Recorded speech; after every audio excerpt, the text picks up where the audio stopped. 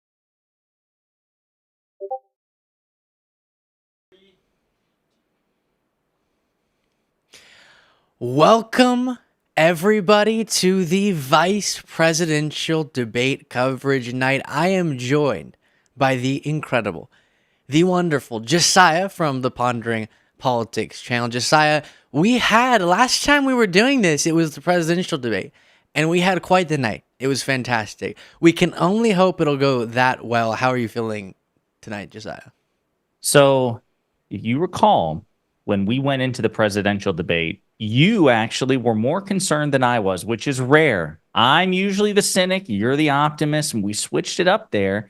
And yeah, with this situation, I got to say, I'm not as confident as I was about the presidential debate, if only for the fact that JD Vance, for all his faults, is not a complete moron the way that Donald Trump is. However, as I told you, privately a few days ago, I still believe that Governor Walz will walk away with the trophy, so to speak, in this debate because he is smart, like JD Vance, but he also has other attributes Vance doesn't. He's likable, for one. He's likable. He also has the facts on his side, and I think those two things will ultimately carry the day. A big question mark to me is, will JD Vance have successfully practiced being a normal person who can sympathize? That's a difficult thing to fake, which is why JD Vance has had one sort of tough moment after another that has gone viral. Whereas Tim Walz, since he became the pick, I think even if you're MAGA, you can acknowledge, has had a better track record. The polls show this too, with relating to people, coming off likable. And so on the debate stage, will that contrast be laid bare? Will it be more clear than ever? Or is it going to be a chance for JD Vance to trick people, to fake his way into being normal, Josiah? Reportedly, JD Vance has visited multiple donut shops in the days before the debate, preparing for human interaction. He's read books about it. How long He have has you been worked here? tutored. How long have you Yeah. worked here? How long have you And worked then here? and then what was super strange about all that wasn't even the questions. Like, listen, I understand you're inquisitive, whatever. I ask questions like that, but his response was just okay. Like Okay, no continuation, like, oh, that's interesting. Like, oh, do you like it here? It's just like, so what's your name? Tim. Okay. good, Can I get good. some of those sprinkled confections, those multicolored confections that one puts on a donut? You mean sprinkles, sir? Good. Yeah, those sprinkles thing. Yes, it's just Well, I love right. to. You're right that nothing's wrong with asking questions. What's wrong is asking only one question 4 times to everyone. How long have you worked here? How long have you worked here? How long has this building been here? Come on, be more creative than that. I will say that that clip that Josiah and I are referring to, it I do think embodies JD Vance's struggles, of course.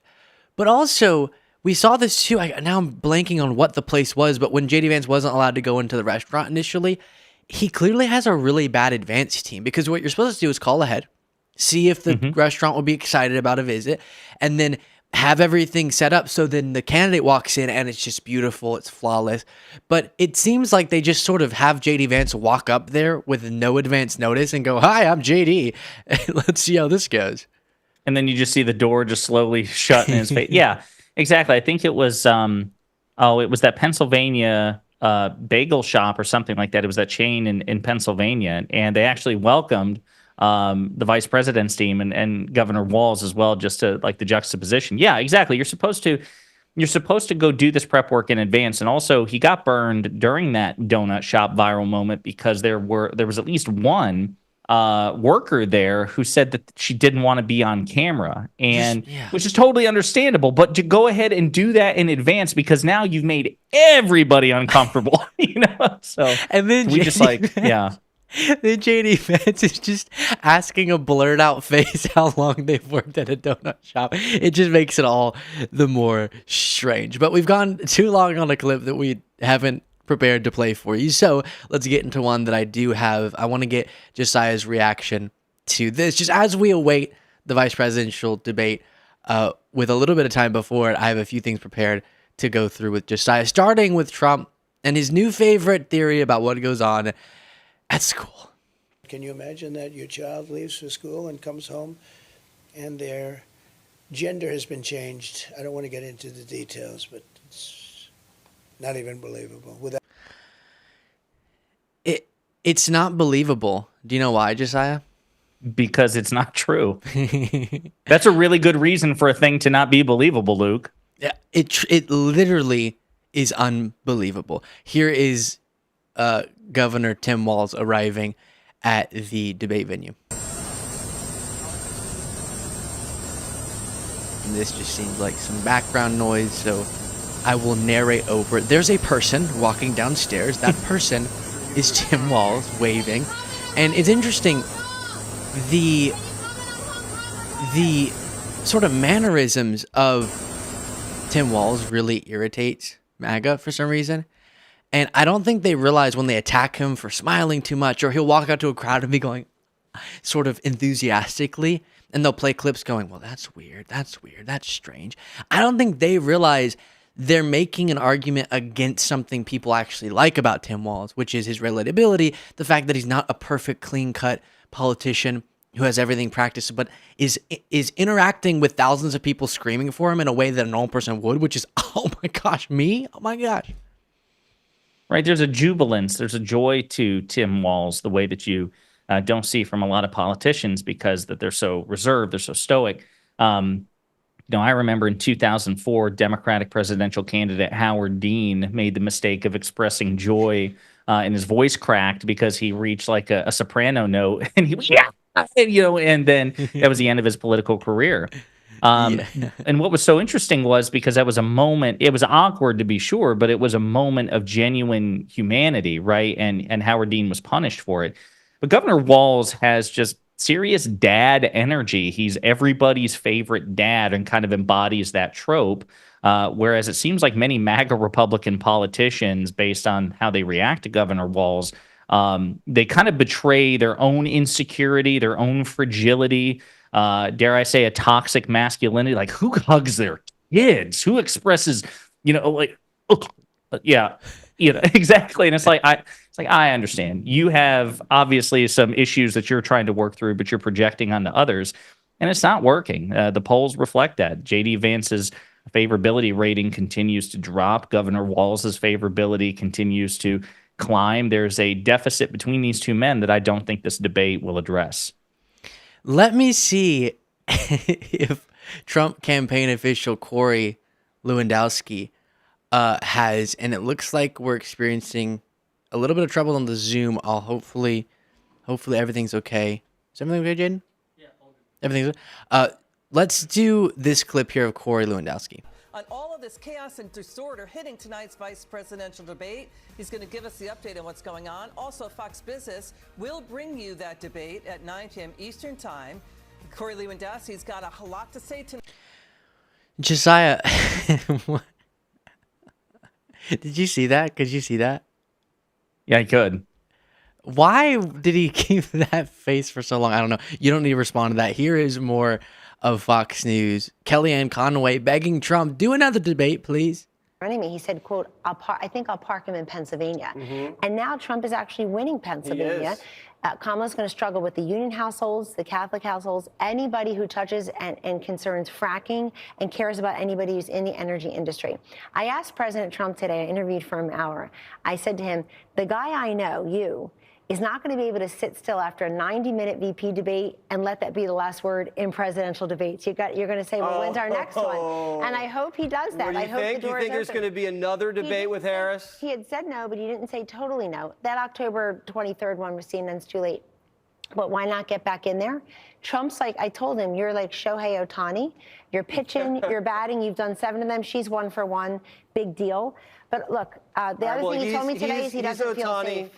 He's Ohtani, and JD's shagging flies. A lot of great baseball analogies. Dana Perino's watching, has no idea what you just said. It's called striking out, Tim Walz. Thank you so much. Kellyanne Conway, check out her Fox Nation. All right. What the Democrats... So I am curious if... Josiah, can you still hear me? I can. Okay, good. Sorry, we're just... as happens every time, dealing with those technical difficulties. But I do want to tell get your your team, take. Luke, that everything is good on my end. I can hear you. I can hear the clip. I can see the clip. So Okay, we're good all to hear. on And of my course, end. audience, we're always having someone check the comments to make sure y'all are saying everything sounds and looks good on your end. But there, I've heard some speculate that watching this debate and it being sort of the final word in terms of debate will prompt Trump to last minute accept the offer of a CNN late October debate with Vice President Harris. What do you think the likelihood is of that? So I don't know. I mean, it's hard to predict some of Trump's behaviors. And I got out of the prophecy business after 2016 when he won his first presidential race because I expected Secretary Clinton to win. I could see it either way. I will say, I watched that Kellyanne interview that he had with her, and he does this thing that he always does, which is like, I love debates. I want like 3 or 4 debates. It's just too late. And also it's rigged. And he comes up with like a particular excuse, neither of which fly, because he openly and publicly and persistently praised CNN after the first debate against President Biden. And then he said, well, because they did a fair debate the first time, they have to make up for it by rigging the debate against me if I were to go back. But he's also shot down offers by Fox News for them to host a debate. As a matter of fact, Brett Baer, a conservative Fox News host who grades Trump on a curve. He's not one of the most deranged at Fox, but he's still, Trump sympathizer. He told Hugh Hewitt, who is a deranged Trump sympathizer on Hugh Hewitt's show, that it's not Vice President Harris who's the holdup. It is Donald Trump. He thinks that Vice President Harris would sooner accept a Fox-moderated debate than Donald Trump. And I should say, which I don't know where you stand on this, I think that the vice president would be well within her rights if she chose to decline a Fox-moderated debate, given that they had to pay $800 million to settle the Dominion voting systems lawsuit. They had to pay nearly $1 billion signal boosting Donald Trump's lies. If the vice president chooses not to debate on Fox, that's a perfectly valid reason to do so. But even despite all of that, Luke, Fox believes she would sooner accept a Fox-moderated debate than Trump himself. And I should also say he has apparently dropped out of the 60 Minutes interview. That was reported a couple of hours ago. So, yeah, seems like he's pretty traumatized. I saw that too. Watching Trump, I'm trying to think of a good analogy. Watching Trump attempt, I don't have a good analogy, so I'm just not going to go to one, but it is quite the experience to listen and really try to apply normal adult logic to the explanation Trump will provide when he gets confronted over not debating. Because he can't go, I'm scared. I'm a scared little boy. I'm scared. So instead, he has to say, well, I want to debate again, but it's too late. But also CNN would be rigged. But also I would still do it on CNN because I would do it anywhere. And also the last one was rigged, but the last one was my best one yet. But it was rigged, and it was terrible, but it was great, but it was rigged, but it was terrible. And Luke, I was going to say one that we tend to forget, even on the late thing. It's important to remember that in 2020, when he debated President Biden, that date was October 22nd. The proposed CNN debate this year is October 23rd. Really, a 24-hour period goes from perfectly acceptable to tardy? Really? Doesn't make sense. It does not. Now, as we get closer and closer to the big face-off between Tim Walz and J.D. Vance, one of the questions is, where do things stand now in terms of the popularity, the impact of the candidates on their respective tickets? And Harry Hinton did some interesting reporting on CNN that I want to play for you.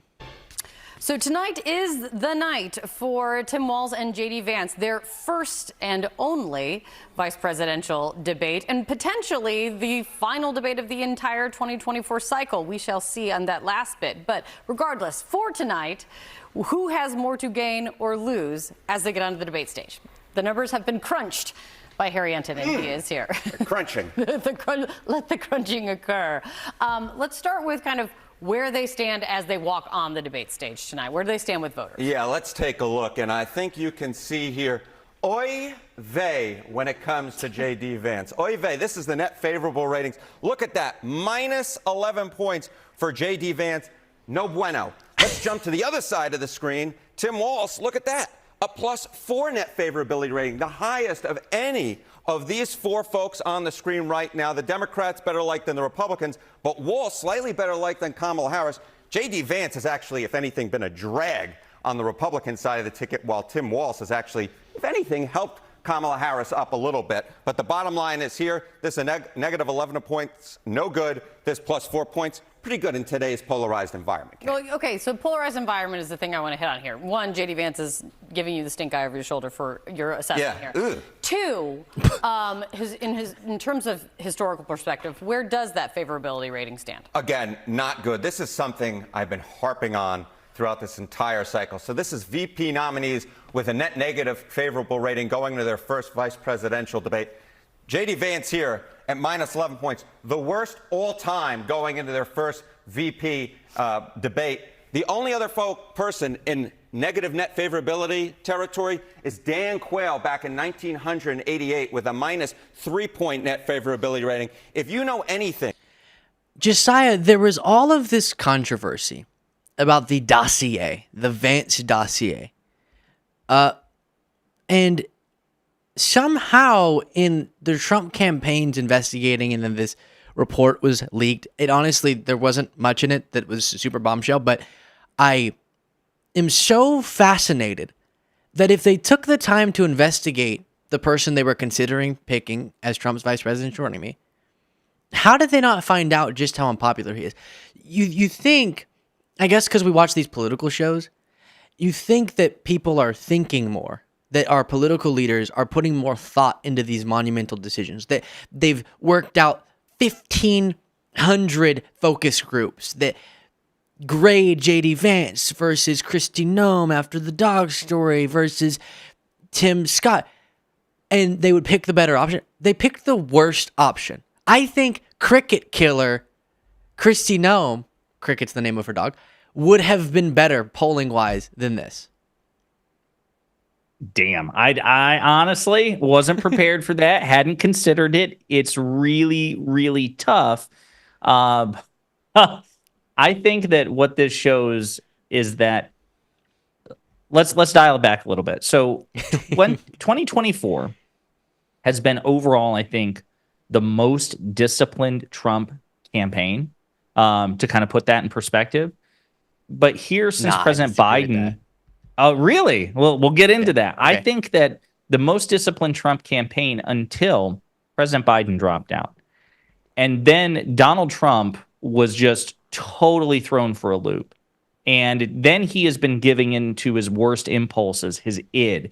And that's part of the reason why he summoned back Corey Lewandowski, because Corey Lewandowski, in addition to being, just kind of a loser and somebody against whom there have been credible allegations of misconduct, his campaign advice in 2016 when he was a top Trump advisor was let Trump be Trump.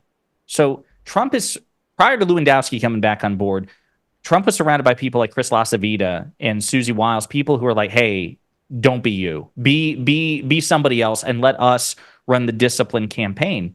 And as a consequence, I think arguably Donald Trump gained more ground than, quite frankly, he deserved.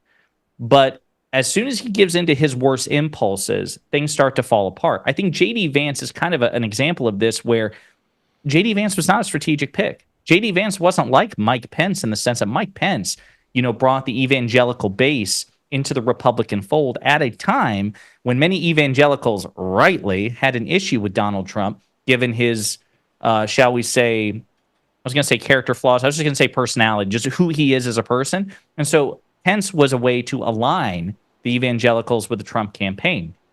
Who the hell does J.D. Vance bring? Who does J.D. Vance bring that Trump really didn't already have? He's just more the same. And so to me, that's how this happened. It's Trump thinking, I don't need anybody. I mean, you've heard him say it, Luke. I've got all the votes in the world. I don't need votes. Don't worry about voting. Just worry about watching the people who vote for the opposition. I think this is just a reflection of Donald Trump not thinking strategically, because I think at the time he picked Vance, he thought that he was just going to moonwalk his way back into the White House. I think you have to remember to understand the decision, the context. It was post-assassination attempt in Butler, and as horrific as that was, he saw a huge political boost, and his polls were going up. It was post the disastrous debate, and it was a lot of people saying, this is Trump's going to win. And so, to your point, Trump in his world really wanted to pick someone who wouldn't take away the spotlight, who wouldn't question him, etc. And J.D. Vance, apparently under the advisement of his son, Trump ended up being convinced that J.D. Vance was the person. And that could not have been a worse decision, because right after he picked him, everything changed. And J.D. Vance, like you said, is not picking up new votes. I was going to say, on the disciplined campaign, I see what you mean. There was and all of this is within our understanding of a very undisciplined Donald Trump. But the way the campaign was being run pre-Kamala Harris being the top of the ticket, I agree, was way more disciplined than post-Kamala Harris. But sometimes I look back at his 2016 campaign, and while I'm disgusted that he won, I'm outraged that he won then, there are elements of the con he was delivering that my political analyst brain can understand. Okay, I see how that tricked some people, because he had this sort of, more than he has now, I'm protecting your jobs in this way and that way, and I'm an outsider going to do this. And he was a little bit better at speaking on some of the issues that people care about. And then he had his normal rage baiting, getting his base fired up. But for the key people who decide the election, he had some things to appeal to them. Whereas now he has some, of course, because he'll say things that are inaccurate but appeal to some people on the economy and the border. But it seems like he's never gotten back to what resonated, unfortunately, with people in 2016. I should say, I think that you're making the case that Trump was a better candidate in 2016. I totally agree with you.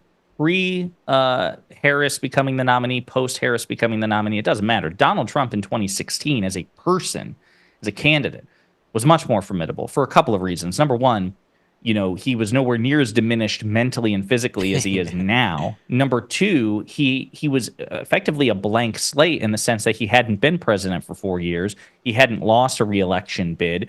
And he had that disruptor reputation coming in, this third-party wrecking ball. Totally agree with you. What I meant was the campaign itself, like the apparatus around Trump, in my opinion, is more sophisticated and disciplined now. Trump himself, like, if basically, let me put it like this: as scary as this is, imagine this. Imagine you had 2016 Trump today with the campaign that he had pre-Harris.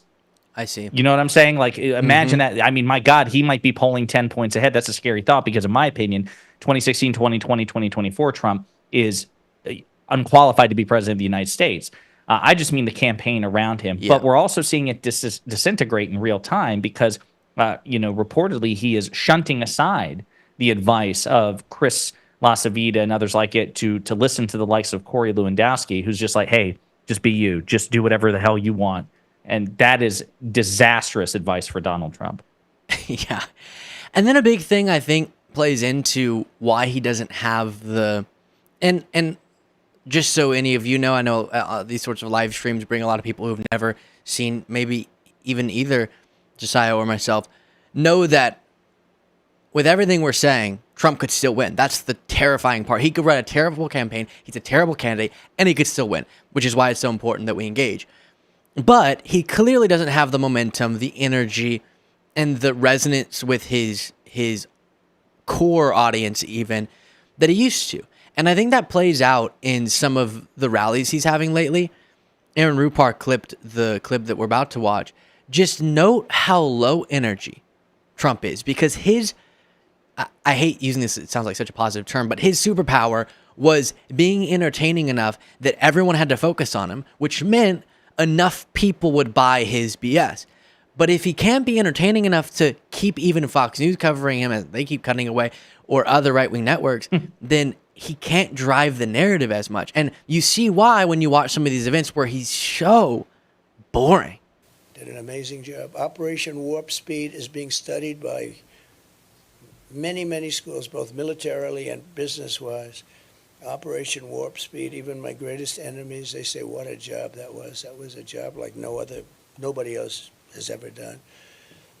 And it's ripped the world apart. Every country got ripped apart, including China. China was delayed, but it was hit harder proportionally probably than almost any country. It was a terrible time. Probably $60 trillion in damage, and caused by the Wuhan lab. I said that from the beginning. It came out of Wuhan. So you get the point. He's just very, very sleepy. And I'm sure you have, but what has your take been on if you've been noticing how you don't have the explosive entertainer that created a situation where the ratings caused outlets to give Trump this crazy free platform? Now he's going to get the big platform because he's the candidate and he's now established, but there's not the ability to grab the cameras like he could before because he's diminished. No, he's incredibly diminished. I mean, right now he's, to the extent that he can generate a platform, it is because he's the former president of the United States. And of course, he's the Republican nominee, but it's all these things into one. And he still says things that are at least as incendiary and deranged as he did in 2016. But you're right, the delivery is not what it used to be. I mean, we've talked about this on our channels multiple times in separate videos. You know, Fox repeatedly will constantly cut away from Trump in a way that they never would have in 2020. And even in 2016, once he became the Republican nominee, I think there is a tacit understanding that Donald Trump is not the Donald Trump of 2016, for better or worse. And it goes back to kind of what you said at the beginning, which is it's sad. It's really sad, and we can say this because, and certainly I can say this because we're not running for office, but this is something that future generations are going to look back on. I genuinely believe on our generation and the Trump era generation. Like, you guys put him in the White House. You let him get that close to the White House in 2 other elections. God willing, he loses this one. Because even with the various institutional advantages of the Republican Party, you know, let me put it like this. When I interviewed Mehdi Hassan, you know, who was a British citizen and an American citizen, he's talked about this before. He's like, you know, the Tory party in the United Kingdom, he disagrees with them on policy, and he thinks that they have some genuinely despicable people in their ranks. But he's like, the conservatives of every other Western democracy and the Commonwealth countries, including Canada and Australia, he's like, they live in reality, and they're not nearly as fascistic and cultish as the MAGA Republican Party we see before us now. I think this will be studied decades from now as a phenomenon the likes of which we have never seen. But just goes to show that, yeah, Donald Trump can still, even in his diminished state, he can still win this election. Absolutely. Still within the margin of error. And that's why the vice president keeps saying that we're the underdogs, because I think that's a posture we need to continue to have, even when we're in the lead. Right. I know I struggle with articulating the thought that I'm about to, but as someone who really is patriotic myself, I really do see, unlike MAGA now, what's great about the United States, what's special, what's unique, what is to be loved, as well as it being my home and loving it because it's my home. And I will feel that way even if Trump wins. Unlike MAGA, I'm not going to say instantly I hate everything because someone I disagree with is in power. But it is tough to grapple with what I will have to come to terms with about my own country, the one that I do love, and want to dedicate my life to working to make better. You have to come to terms with some really frightening truths, even if Trump loses, just because of how close he got to winning, about us. And I know we like to say, no, but it's them, it's other people. I know, but a part of us being one country is we're one people, and a chunk of our people, us, wants this guy. And that is a really hard thing emotionally to process. And God forbid he becomes president again. That most powerful country on the planet that wields all this power, and there's so much at stake because of that. And so us having high standards in our governance matters that much more than any other country. To put him, it really would, beyond the fear for people that I love and just the bad governance and the bad economic proposals and whatever, the identity of the United States for another term being associated with this freaks me out, Josiah. No, it really should. I mean, again, it's one of those things where I keep going back to that Trump is probably the closest thing to a political villain that I've seen, in American politics. And I'm a big pop culture buff. But the thing is that, a good villain in all these fictional stories, they have a sophistication and an intelligence about them, a cunning. And the thing about Donald Trump is he just really is a buffoon. Like it's stunning where he's not the Machiavellian mastermind that we see in all these political dramas and, big epic fantasy movies and stuff like that. He's just this, malignantly narcissistic, pathologically lying doofus who has been aided and abetted by a bunch of bad faith actors. I mean, really, it's also fascinating to consider the implications of the Republican Party because, and this goes back to our predictions for this debate.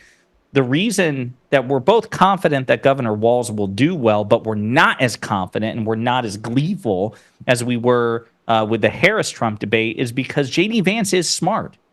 J.D. Vance might play stupid, right? But he's actually pretty smart, as is Mitch McConnell and John Thune. Ted Cruz, Harvard graduate, litigated multiple times in front of the United States Supreme Court. Al Franken, former Democratic senator, talks about this too. Ted Cruz is a really smart guy, and he's really clever. He just sometimes can do an impression of a moron because John Kennedy. John Kennedy, Senator John Kennedy of Louisiana. You want to talk about a guy who has manufactured this entire persona. I mean, even the accent. He has deliberately increased his accent over the years compared to when he first started out in the Senate. And that's where I'm really curious to see what happens. If Trump loses, which he could win, but I do believe he will lose. I really believe that. What will happen of the Republican Party? Because I'm not convinced that they're going to have an epiphany. I'm not convinced that they're going to break up with him. I'm not convinced that they're going to be like, you know what, Donald, we tried to make it work, Don. I gotta move on. I gotta find my own way. I don't think it's going to happen because they haven't done it yet, and they've had ample reason to do so. I think that everything you said is absolutely correct. Don't even get me started on John Kennedy. But again, Republican Senator John Kennedy, that could be confusing. But I think I believe Trump when he says he's not going to run again in 2028. I think he's tired. He wants to go on a golf course. I do believe, though, unfortunately, and I don't like wishing this into existence, but a lot of people say, what comes next? If Kamala Harris wins, hooray, but what comes next? Well, a big part of the discussion is going to be pushing the Democratic Party to really get stuff done, if that happens, okay? But then as it pertains to the Republican Party, oh, so then are we going to go back to the party of John McCain? And if I know anything, and I haven't been in this biz the longest, but from the time that I have been, it's not going to go back to the party of John McCain. I am almost certain we're going to have a party of March of the Green far sooner than John McCain. And we're going to have Trump, and this is going to be bad for the Republican Party politically, but weighing in for years to come. And it'll be sort of the senatorial candidates for the midterms travel down to Mar-a-Lago and try to get Trump's endorsement. And the party's still defined by that. And then it's going to be a battle for who's the next him, who's going to be the next top person. But it'll all be defined under the umbrella of a MAGA GOP, which, if you're just thinking about Democratic politics, is probably better electorally for Democrats, but is much more disastrous for our country, which is why I wish, even if this meant more elections could be won by Republicans, it would go back to the party of John McCain. But unless we see a big party realignment, what happened, and a big chunk of the electorate just disappearing again from voting, what happens to all these people who now believe Trump's the second coming of Jesus? They don't just go, okay, now let's support Nikki Haley. Yeah, I mean, again, it's become a cult. And if you talk to any social psychologist or any sociologist, they'll tell you that it's really hard to de-radicalize cults. I would be stunned if, let's say Trump loses, and let's say Trump retires from politics, and let's say not only from politics in the sense that he refuses to be the candidate, but also says, you know what? I am done with politics. Basically, he pulls a President Bush and, it has nothing to do with Republican Party machinations. He doesn't try to be the power behind the throne. He truly goes away.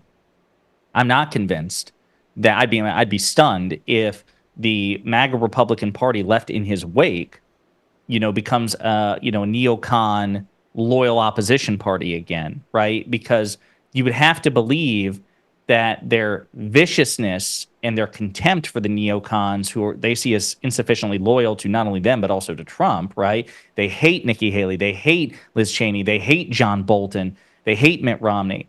You would have to believe that that's fake. And I don't believe it's fake. I think that for the core of Trump's base, they genuinely believe what they say. And if Trump goes away, I don't think there's going to be a switch flip where they're like, oh, you know what, that Mitt Romney guy, he was all right. I think to your point, Trump will be kingmaker, and it's going to be Don Jr. It's going to be Ron DeSantis. It's going to be somebody, but Donald Trump, even if he's no longer the candidate, will basically be the godfather, right? He's going to be the power behind the throne. Well, and think about it. Trump is going to be dealing with his legal cases if he loses. And Trump's not going to want to drift off into the background and no one's defending him. The way he's going to get, in his mind, strength and energy and pressure on his legal cases to go his way is going to be getting those Republicans to travel to his cases and do the thing they did the last time. And this is all witch hunt, blah, blah, blah. And if he takes a Bush approach, and honestly, Obama disappeared for a significant period of time, was really quiet for much of the Trump administration, that necessitates a certain level of respect for the office, which is why they do that. No matter what I feel, I'm not going to degrade the office by coming out as a former president saying the current president's terrible. And I'm going to try to hold off on that. Or a certain level of shame. Bush, I think, understood the disaster that his presidency ended up being to some extent. You remember that clip where he accidentally says an unjust and illegal invasion of Iraq, and then he goes, I mean Ukraine, but Iraq too. I think in his mind, he felt, I gotta just go away, and then I can come back and be an artist and whatever. And Trump's not gonna have respect for the office or shame, so he's going to need, for his own ego, the Republican Party to stay talking about him and how he's going to make the endorsements and how his legal cases are proof that everything's still weaponized against him. And again, I don't think this leads to him running again, but I do think it leads to him being in our lives, for lack of a better phrase, much longer than we want to. It's your girl, Cheryl, Queen of Heart, said, great live stream. Thanks. Love this. I'm ready to see the coach versus What do you think that's gonna? What do you think the next The part couch. of that? Yeah, The couch. the coach versus the couch. Let's go Walls as a fake story. But so should is say real Springfield, quick, so we're just balancing that out. I should say on the coach versus the couch. We're excited to see it too. It's part of the reason why we went live early, because we wanted to make sure there was plenty of cushion to do some political commentary. Oh my gosh, that took me longer than I wanted it to. Cassie, we're moving forward from that. Josiah. Wait, are you saying we're moving on to the next section? Are we moving on to the next section, Luke? Oh, okay. All right. Well, other that's fine. other couch puns. Jaden, think of a couch pun. Think of another couch pun. I got it. I gotta come back. No, Cassie said, always look forward to the live streams. Great conversations, great production. Thank you, Scott. Thank you, Lucy, for the super chats. Let's see. You are something else. You have someone, Sean, thank you. Lano, sorry. Thank you all so much for your super chats. Goodness gracious.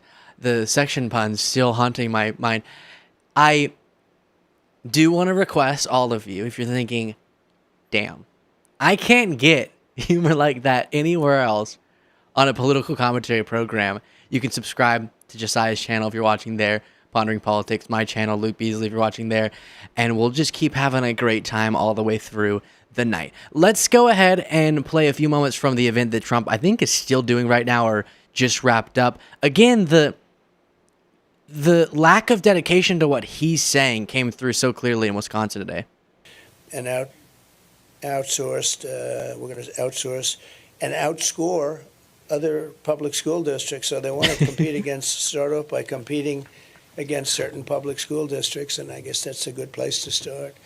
Okay, cool. Thanks for the analysis, Donnie. And then on why he is not doing the 60 Minutes interview, he said this.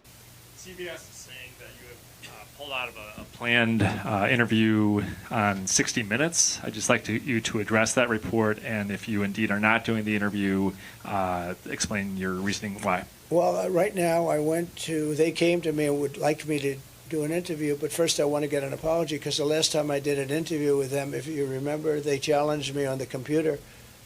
They said the laptop from hell was from Russia, and I said it wasn't from Russia, it was from Hunter, and I never got an apology, so I'm sort of waiting. I'd love to do 60 Minutes. I do everything. I mean, I do you right now, right?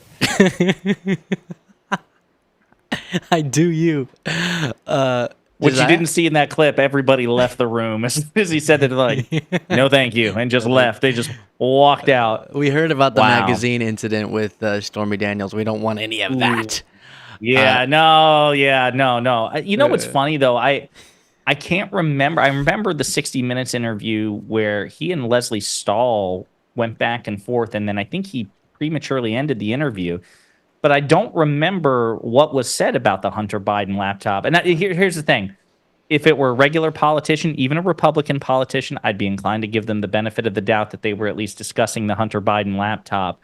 But because it's Donald Trump and he is a liar par excellence, I'm not inclined to take him at his word. So I just want to say that for the record. Maybe he's right, but I don't believe him. I need to see proof of what was said during the 60 Minutes interview. And I just don't remember. I totally agree with you. I do want to address this talking point that seems to be just a matter of habit. People keep asserting it, even though it's not accurate anymore. People keep saying, Kamala just won't do any interviews. Why won't she do any interviews? Blah, blah, blah. Even though she keeps doing more and more interviews. And I'm so tired of the double standard of, Trump talks to the press way more because he did an interview with with Kellyanne Conway. So how often does he do challenging interviews? Well, the 60 Minutes interview some time ago is one example of an actual journalist interviewing him, and he stormed out. The NABJ, he ended up questioning the race of his political opponent. I'm trying to think of other actual journalists interviewing him. Otherwise, he has these little puff piece softball interviews that still don't go well for him. So whenever he gets asked for a town hall, what are you going to do to lower prices? Well, I was the Michigan Man of the Year. Or what are you going to do to protect my job? I was the Michigan Man of the Year. Or what are you going to do to lower childcare costs? Blah, blah, blah, blah, blah, blah, blah. That's No, that was not- way more coherent. I'm sorry. That's not accurate, Luke. That was a way more coherent answer than what Trump actually gave. That's not something you can say, see, Trump's doing interviews where he addresses policy questions. Why isn't Kamala Harris? First of all, she is. I don't know how many it's been so far, but there have been, I know because I've been covering them, way more frequently interviews that she's doing. She's doing the 60 Minutes one. He's not. But still, there's this knee-jerk mainstream media point about how she just refuses to talk to the press. Yeah, no. So this is really maddening. And actually, as a matter of fact, and I thought about doing a video on this, but I know the Daily Show gets pretty sensitive when you play clips. But Jon Stewart had a really good monologue yesterday in his episode of the Daily Show where he goes into this and he talks about. I mean, he completely satirizes it as only Jon Stewart can, and talks about that double standard. Donald Trump is incapable of discussing policy. That is a fact. If you're watching this right now on Luke's channel or mine, and you genuinely believe that Donald Trump is some sort of policy wonk who can substantively and directly answer questions, you're just wrong. Get out of here. You're crazy. Actually, but please be sure to like and subscribe first. Then go. But yes, and then get out of here. Whereas Vice President Harris can answer questions directly and substantively. And listen, I'm not going to sit here and say that Harris is the greatest rhetorician in the history of the Democratic Party. I'm not saying that she's President Obama or President Clinton in that respect, but she can answer questions directly, and she answers them far more directly and can quote facts and figures and statistics than Donald Trump can. It's just simply true. If you actually go, even the MSNBC Stephanie Rule interview, even Bill Maher called it a softball interview. They were like, they're practically rubbing her feet. I'm sorry. No, Stephanie Rule obviously likes Vice President Harris, will vote for Vice President Harris. I don't dispute that. But she asked substantive questions about economic policy, and that's all she asked about. And she did follow-ups, Luke. I'm sorry. And the answers that the vice president gave were good. Again, does she occasionally use these crutch phrases like hopes, dreams, and aspirations? Yes, but for every one instance you can find of that of Harris, Donald Trump, how many crutch phrases does he have? Bigly, tremendous. Some say, how many like verbal crutches does he employ? Far more than she does, and far more frequently. Sorry, I'll get off my soapbox now. We're doing it. I'm doing it to all of you. I am sorry. But here we go. If you win in November, can you commit to prioritizing legislation to make childcare affordable? And if so, what specific piece of legislation will you advance? Well, I would do that, and we're sitting down. I was. What? I gotta know. Yeah. I want you to tell me what went through his mind as she was asking that question. I think he was going, "Oh gosh, I'm so sexy." I think that's what he was saying. I think he was like, that recent clip where he says, "Oh, if I was on the beach, my body would be the most beautiful body." I think he totally forgot she was talking to him and was just saying that I'm so beautiful in his head. I think he dropped an F-bomb in his head. I see where you're coming from, where he was probably like, wait, somebody talking? Wait, but I could also see where he's like just gulping and going, oh, F word. So anyway, it's so funny to speculate as to what he was thinking. Okay, go ahead. Let's get through this. Go ahead. Specific piece of legislation will you advance? Well, I would do that, and we're sitting down. I was somebody, we had Senator Marco Rubio, and my daughter Ivanka was so impactful on that issue. It's a very important issue. But I think when you talk about the kind of numbers that I'm talking about, that because look, childcare is childcare. There's something, you have to have it. In this country, you have to have it. But when you talk about those numbers compared to the kind of numbers that I'm talking about by taxing foreign nations at levels that they're not used to, but they'll get used to it very quickly. And it's not going to stop them from doing business with us, but they'll have a very substantial tax when they send product into our country. Those numbers are so much bigger than any numbers that we're talking about, including childcare, that it's going to take care. We're going to have, I look forward to having no deficits within a fairly short period of time, coupled with the reductions that I told you about on waste and fraud and all of the other things that are going on in our country. Because I have to stay with childcare. I want to stay with childcare, but those numbers are small relative to the kind of economic numbers that I'm talking about, including growth, but growth also headed up by what the plan is that I just told you about. We're going to be taking in trillions of dollars, and as much as childcare is talked about as being expensive, it's relatively speaking not very expensive compared to the kind of numbers we'll be taking in. We're going to make this into an incredible country that can afford to take care of its people, and then we'll worry about the rest of the world. Let's help other people. But we're going to take care of our country first. This is about America first. It's about make America great again. We have to do it because right now we're a failing nation.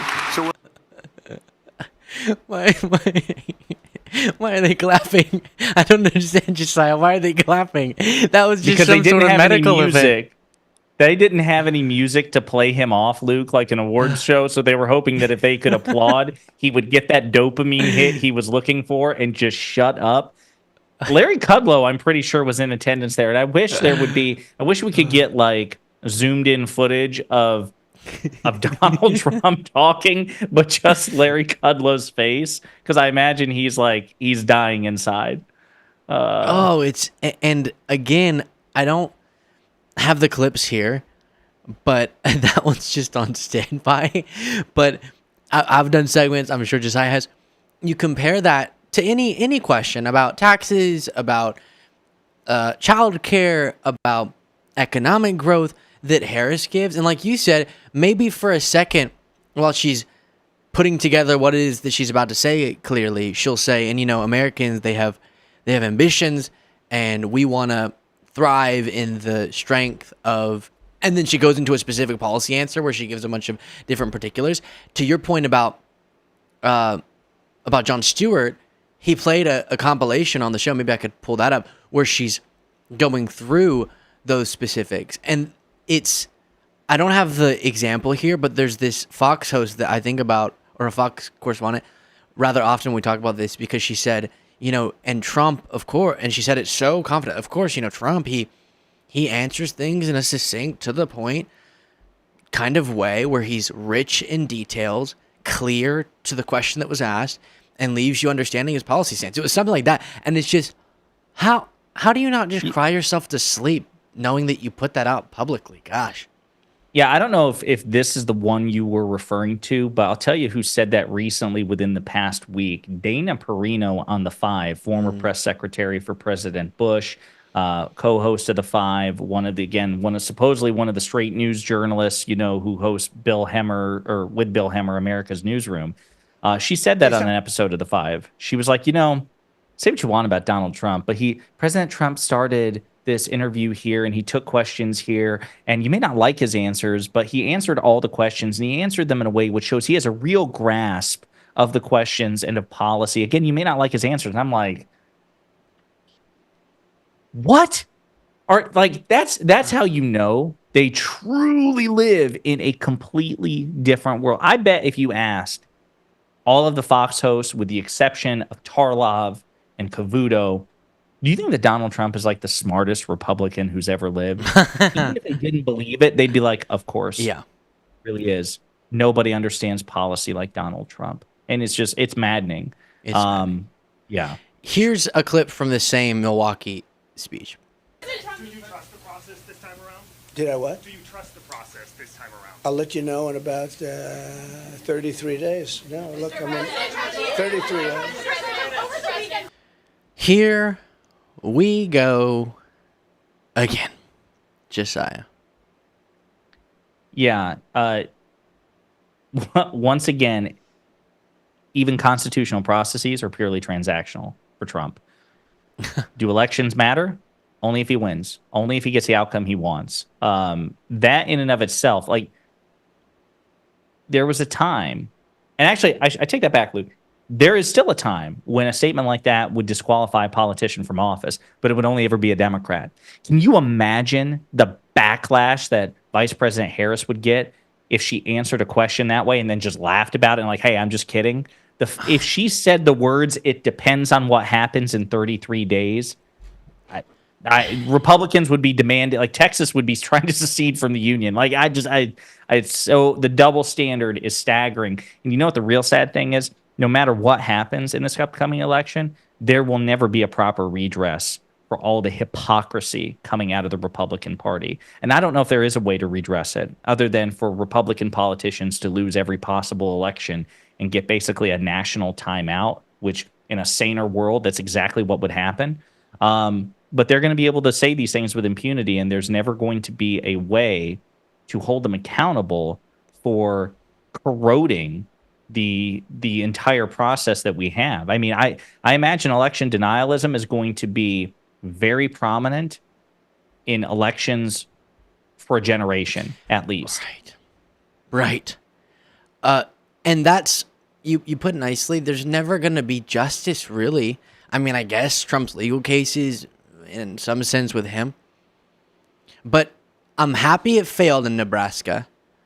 But the fact that they were attempting, right before the election, to change the electoral rules so that that one electoral vote couldn't potentially swing the election in favor of Harris, right before the election, when you might remember when they would scream about the election lies and then we would knock them all down, they would go, okay, fine, we can't prove the massive dumps of ballots, but how about they adjusted some stuff for the pandemic so that more mail-in ballots, whatever the claim was, and you can't change rules right before. Blah, blah, blah. That was proof that Trump was justified in just tossing out the Constitution to keep himself in office. And then they tried to do it. And it's just, we don't have to agree on everything. We really don't. There are people, I won't name an issue, because right now that's not the point of it. And some people will be like, oh, do you really think it's okay to blah, blah, blah? Yes, most of the issues we talk about, it's actually acceptable. And I have people in my life who are so far from me, and I do think their view is damaging, but they're a fantastic, fantastic person. But we can't completely throw out any dedication to these basic values and to being sort of logically consistent. How dare you? How dare you complain about rules that were public health related, that you have concocted this scenario in your head where if those things didn't happen, then you could have won the election for years, and say that's why we should throw out our democracy, and then try to do the same thing? Or how dare you say, I'm going to release a report, which Trump has been saying for years now, that proves all the election fraud. Fail, fail, fail. He never does. He never does. And no one cares. Oh, it's going to be proven in court. No, I promise, eventually it's going to be proven in court. I had a lady, as an example, who said, Luke, I remember at this rally, she had this really notable laugh. If you've watched this TikTok before, you know what I'm talking about. She says, I don't think Biden's the president. I said, who do you think? She said, Trump, blah, and then laughed a bunch of times. And that woman told me, I can tell you for certain Trump's going to be ushered back in by the military before the end of Biden's term. Biden's term is about to be over. And there's so many people who just will never change their views. But you just realized clearly you don't have the correct mechanisms or the correct sources of information to be making these freaking conclusions. So stop it. Clearly the people you trust are wrong, but no one ever cares. It's like they want to believe something they know might be true or false because it feels good instead of going through the hard process of actually being correct in your political views. I think some of it, too, here's where I am, to be perfectly candid with you. I do think some of it is to own the libs. I think there are people out there who cling to conspiracy theories and unproven allegations and all these things in part because they know it pisses off a lot of Democrats, right? I genuinely believe that. Like, when I've had conversations with MAGA Republicans in person and in debates and in conversations online, where, you know, there's a smugness like, well, wait, where's your evidence? I don't need evidence. I believe it. And you can almost see the smirk on their face. Like, I know me saying this is pissing you off. And I do believe that the own the libs component's a huge part of it. I'll also say the Nebraska thing is really telling in how it's juxtaposed compared to COVID era changes to how ballots could be cast for a few reasons. Number one, those changes also occurred in red states. not just blue states, red states too. Mail-in ballot is not a phenomenon. Absentee ballots are not a phenomenon which exists exclusively in blue states. Moreover, where they are, blue or red states, anybody can avail themselves. If you're a Republican voter, you too can use mail-in voting. If you are a Democratic voter in a red state, you too can use mail-in voting. And that's really the difference between what Democrats do. See, we Democrats believe we can win competitive elections. That's why I say this.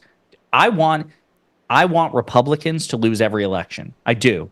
But I would never want Republicans to not be able to vote. I think that we should increase voter eligibility. I think there should be automatic voter registration, not just for Democrats. Not like, oh, you want to be a Democrat? Yeah, you're automatically registered. Oh, you're a Republican? Sorry, you got to go through this labyrinthine process. I don't want that. I want automatic voter registration, not just in California, but West Virginia and Alabama. The reason, in part, because I want that, not just because it's a civic virtue where I think voting, should be something that's treasured by everybody for all political parties, is I have confidence that we can win those elections. Will we always win those elections? No. But what's funny is I have more faith in the Republican Party's ability to win competitive elections than the Republican Party does. And that's the difference. What they did in Nebraska was try to change the rules at the 11th hour to truly rig it in favor of Donald Trump. They did it knowing that if they had succeeded in their gambit, it would have been too late for Maine to do the same thing, to cancel out their shenanigans, which is what Maine Democrats threatened to do back in April when Nebraska Republicans looked to change those voting rules. Maine does it the same way. They're basically the antithesis of Nebraska in that respect. And they said, hey, you changed it to a winner-take-all system, so that blue dot, which is Omaha, goes away. We're going to do it in Maine, and that little red dot in Maine goes away, and we'll cancel it out. So Republicans, they bided their time. They waited. And in Maine, in order to change those sorts of rules, you have to do it with, there's like a 90-day limit. And then once it gets within 90 days of an election, none of those rules can be changed. And then, of course, what happened? Lindsey Graham flew out to Nebraska to try to make the appeal on Donald Trump's behalf. And it took one Republican who, by the way, used to be a Democrat. That's the only reason that Nebraska's rules did not change.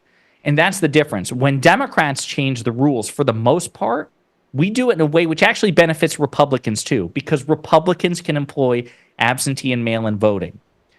When Republicans change the rules, they do it almost exclusively to benefit themselves. And that really just goes to show the difference between the two parties.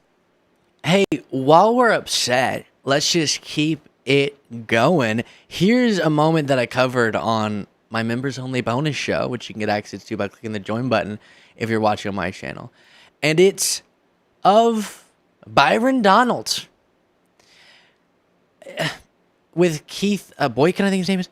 Just, I can't properly put into words how irritated this phenomenon that's being represented by Byron Donalds here in his lie about crime makes me.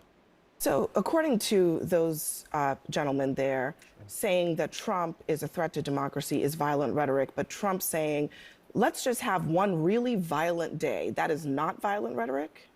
No, he didn't say one violent day. That's not even what he said. But let's be honest about what he actually said. Play it again. Trump again. Play it again, because he didn't even say that. But go ahead. Can we play it again? I want to hear it.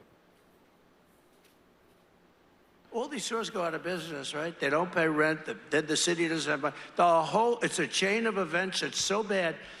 One rough hour, and I mean real rough, the word will get out and it will end immediately. End immediately.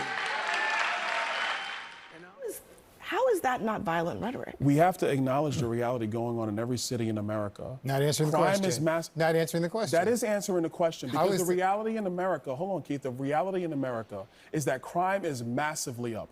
Crime is not massively up. That's a lie. You can bang the table all you want, but that's lying, not true, Congressman. You're lying. We already know that there are cities. The FBI just released data this week that crime is going down. We already know that.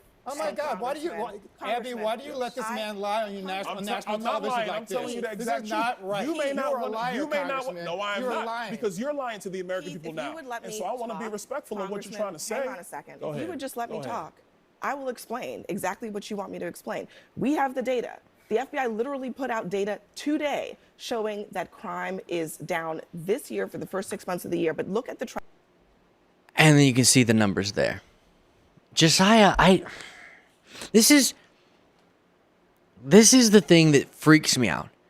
It's not the disagreements. It's when we don't agree, quote unquote, or when often MAGA doesn't agree on what are the facts. Then we can have our opinions. There are facts, and then we can have our opinions about those facts. So we can interpret what is to make a determination about what ought to be. We can say this should be, like we should have this healthcare system based on the facts of our current healthcare system. Or this should be our approach to crime given our current crime stats. But there's so much now, there's this acceptable behavior, especially within MAGA, to look, it's on screen, at the crazy plummet in crime we've been seeing just at the beginning of this year, not to mention 2023, this huge plummet, and to say it's up. Well, if it's up now, it was even worse under Trump, apparently, you're saying, even before the pandemic spike. So I don't know how we get out of this, Josiah. I know you're much calmer than me on this, but it really freaks me out when I realize, oh, we've gone there. We've gone to a place where otherwise intelligent, respected people will stare you in the eyes and try to convince you what is reality isn't. Well, there's an argument to be made that at this point we live in a post-fact world, and that Trump and Kellyanne Conway, whom we mentioned earlier, the person who introduced the phrase alternative facts or alternate facts into the mainstream political zeitgeist. I'm not saying that they're necessarily the source of this, but they are certainly major contributors, such that I think in their absence, I'm not sure we'd be here. But again, it goes back to, Luke, I really think a lot of this also has to do with owning the libs. I think that when MAGA Republicans are confronted with an inconvenient fact, a no you is all they need. And then when you get upset about it, which I often am as well, I'm very frustrated. We got you. We provoked a reaction. Right. And the thing is, there's no consequence. There's no political consequence to them ignoring facts. And this is really what it's about. That's why I want every Republican, every elected Republican, to lose their elections. As far as I'm concerned, all of them, unless it's like the guy who is the mayor of like Mesa, Arizona, or Colorado, the one Mayor Giles who endorsed Vice President Harris, because the only thing that will ever cause a reboot for the Republican Party is a string of brutal political defeats. Appealing to the GOP's better angels has not worked, will not work. There's no reason to believe it will work. Even monetary consequences, consider, even though they're not politicians, Fox News, again, had to pay the biggest recorded defamation settlement in the media that we have ever seen. $800 million, 787 to be exact. They've changed nothing. As a matter, you could make the argument they are more closely aligned with Trump than they were even at the time of signal boosting his 2020 election lies. The only thing that will ever get the Republican Party out of this point, and which will motivate the leaders to then motivate the followers, is relentless defeat. If they know that this MAGA our feelings don't care about your facts sort of thing, like I don't care what the FBI says, it says something that's inconvenient to us, unless they pay endless political consequences, they will not change. And that's why I think it's incumbent on us. I say this on my videos all the time. It's not enough to just elect Vice President Harris. We also have to retake the House. We have to keep the Senate. And then Democrats actually have to wield that power. We can't just keep playing things move by move, inch by inch. Once we get power, Democrats actually have to ruthlessly wield power for the betterment of the country. Passing, for example, the John Lewis Voting Rights Act. Break the filibuster if you have to. Make it a matter of federal law that maximizing eligible votership is the law of the land, and that red states and conservative legislatures that fear, that dread. We have it on record. We've heard Donald Trump and Lindsey Graham and Republican attorneys argue even in front of the Supreme Court about how they feel that maximum eligible voter turnout is their doom. Make it so that it's not a matter of negotiation anymore. This is what I like, by the way, about Governor Walz. I should say this, getting back to the debate tonight. Governor Walz has had a 1-seat majority in the Minnesota legislature. But Luke, he has wielded that power responsibly and relentlessly. He goes to the Republicans and says, hey, listen, here's what I want to do. Let's negotiate. But if you try to stop me, I have the power. You do not. And I will go through you if need be. One way or another, I will get my agenda passed. The question is, will you in good faith negotiate that agenda with me and get some things that you want in return? Or am I just going to use the power at my disposal? That is the attitude that a Harris-Walz administration has to have. We have to give her the presidency. We have to give her the Senate. We have to give her the House. And they have to ruthlessly wield that power in a way which betters the country. That's the only way that MAGA Republican politicians, in my opinion, will ever learn. Absolutely correct.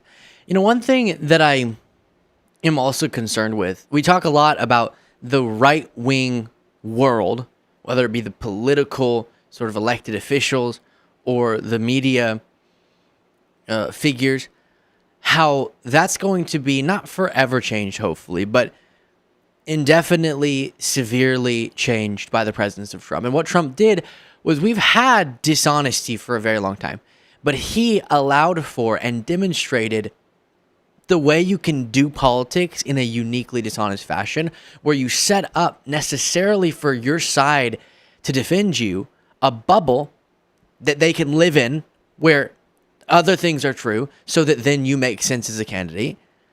And he's shown you can actually set up a political infrastructure that doesn't punish you for being just super, super, duper, duper, not normal politics dishonesty, but extra, extra dishonest. And then the media, the social media arms of your movement follow. So that is going to be a right-wing, uniquely bad in the right-wing problem for a long time. And it's something we talk about a lot. What freaks me out, though, as well, is when that happens, there's a certain political power to that, right?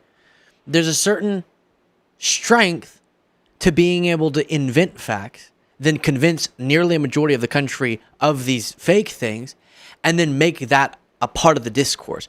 Why is it that some Americans think crime is actually going up? Is crime actually going up? Maybe it is. No, it's not. It's just because people are being convinced of that by Fox News. Don't legitimize it. Or we see the way these things have to be discussed, the sane washing, as it's been called, by networks like CNN that aren't right-wing, but just are trying to normally cover something that's not normal, and then they end up making seem normal a lot of lies and premises that are really dangerous. But I say all that because that's part of why Trump has been able to do the things he has been able to do. There's a strength to it that's bad, that's dark, that's terrible, but if you can just stand on a stage and say whatever you want and not have to care at all about if you're backing it up with data or facts, that's an easier job than actually knowing what you're talking about, obviously. Well, what that does is it then creates an unbalanced scale politically, where the other side feels that they're getting clobbered on things like the border's open, the border's open, the border's open, the border's open, the border's open, the border's crime's up, crime's up, crime's up, crime's up, economy bad, economy bad, economy bad, economy. And I see this already in some quote unquote left-wing online content and social media left-wing content for sure. That incentivizes people to go, shoot, well, then the only way we're going to win is to push propaganda of our own. And there has been for sure and this is a massive group of entities and people that I'm referring to, and some are doing incredible work, some in the middle, some not as much. There are people left of center who are getting more and more fast and loose with the facts, loosey-goosey with the facts. And you don't want to blame it because everyone should have an obligation to the facts. But there is this push towards the other side then just to try to balance the scale, also ripping away and going, well, if they're going to say everything that we're saying is a lie anyways, we might as well have more perfectly aligned with what we want and not perfectly aligned with the facts sort of statements we're making. And that's how you get these two bubbles drifting further and further apart. And I don't know at what point is that not something that can function in a democracy, which is why Trump's sort of dictator thing is working more than it has in the past. Because eventually, democracy relies on some common reality so that we can make decisions on governance together. And I guess my request, my call to action to anyone in our space is we have to be politically effective and strong without sacrificing our dedication to the truth, because that's where we get really dangerous. And hopefully, we can electorally punish MAGA into being more dedicated to the truth in the next decade, let's say. Yeah, so I think that's a good caveat to add, but that to me increases the urgency of it. I mean, I can tell you, Luke, as somebody who has in many ways become increasingly radical, like with respect to the Supreme Court, I'm a firm believer after having conversations with, for example, Senator Sheldon Whitehouse, who, God willing, if we keep the Senate majority, will become the Senate Judiciary Chairman. Because with all due respect to Senator Dick Durbin, Sheldon Whitehouse is bold. He is progressive. He recognizes the danger posed by this rogue Supreme Court. So, for example, Senator Ron Wyden, who is the chairman of the Senate Finance Committee, he just dropped a big, bold piece of legislation a few days ago. I think it was last Wednesday, calling for major Supreme Court reform, even more than what President Biden recommended. So, for example, he would want to expand the court to 15 justices. He'd want it rolled out over 12 years, but he would take it ultimately from 9 to 15 over the span of 12 years. There would be mandatory IRS audits of all the justices, all liberal, conservative, it doesn't matter. The disclosures would not only be mandatory, the executive branch would audit you and they would make those disclosures public. There would be a supermajority requirement to strike down federal law is unconstitutional. So if the Supreme Court wants to take a federal law and say, you can't do it, then a simple majority won't be enough. You need a supermajority to do it, to increase the threshold, make it not so easy for the Supreme Court to strike down congressional law. There would be a way for a supermajority of the justices to remove a justice from a case if that justice won't recuse themselves, and so on and so forth. It increases the checks and balances. Buddy, I'm there. Some people say, no, we can't do anything. The Supreme Court's an institution. We can't meddle with it. No, we have 3 coordinate branches of government, and the Supreme Court was never intended to be the most powerful branch, and in many ways it is, because it can strike down presidential executive orders. It can strike down congressional federal law. It can basically impose checks on the other 2 branches, but then they turn around and say, you can't impose checks on us. Ethics requirements? Nah. Financial disclosures? Nah. Recusal requirements? Nah. No, that doesn't work for me. It needs to be the weakest of the 3 branches, especially because they're not elected and they're not subject to re-election. And if you don't have to go through all those burdens of being a politician, all those checks, which is what an election is, that is a check that we the people have on the political branches, then no, I believe that the other 2 branches can impose ruthless checks on you. The reason I'm bringing that up, though, is because I agree with you that we should not be radicalized in many of the ways that MAGA is, like just being absolutely dishonest. But what it means is, because we still have to color within the lines, so to speak, in a way that they don't have to, that means when we do win elections, it's so important for Democrats to actually wield the power and not just hope and pray, not thoughts and prayers, that the Republicans will see the light. So I agree with you. I just think that we have to say, when we win elections, we have to wield power to democratize the country. And we can ask nicely the Republicans to play along, but if they say no, then we need to do what Tim Walz does in Minnesota and say, well, I have the power, you do not, and I will get my way if you don't work with me in good faith.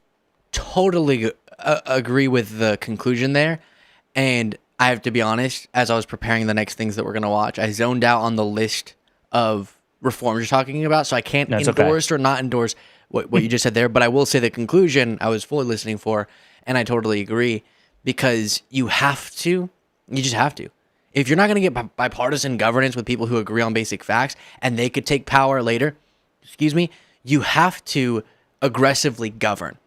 It just has to be based on a foundation of truth still, and I won't cite any particular examples now, but if you spend enough time online, you know what I'm talking about. Yes, Getting they're out there. Yeah. They're out there. On our side, getting more and more propagandistic is not the solution in my mind. Let's check in on a quick Pennsylvania voters. I guess they're going to be undecided or something. I don't know why. Here on NBC. Today, I mean, I'm really thankful, right? Largest barrage of ballistic missiles ever shot at a country in history. And the U.S. supported Israel and shot down missiles along with Jordan and Israel. And so I'm so incredibly thankful for that. And a big Biden fan today. Are you still thinking you might vote Republican? I am still undecided. Yes, absolutely. Because I think every day right now is so utterly critical, and watching how this continues to unfold.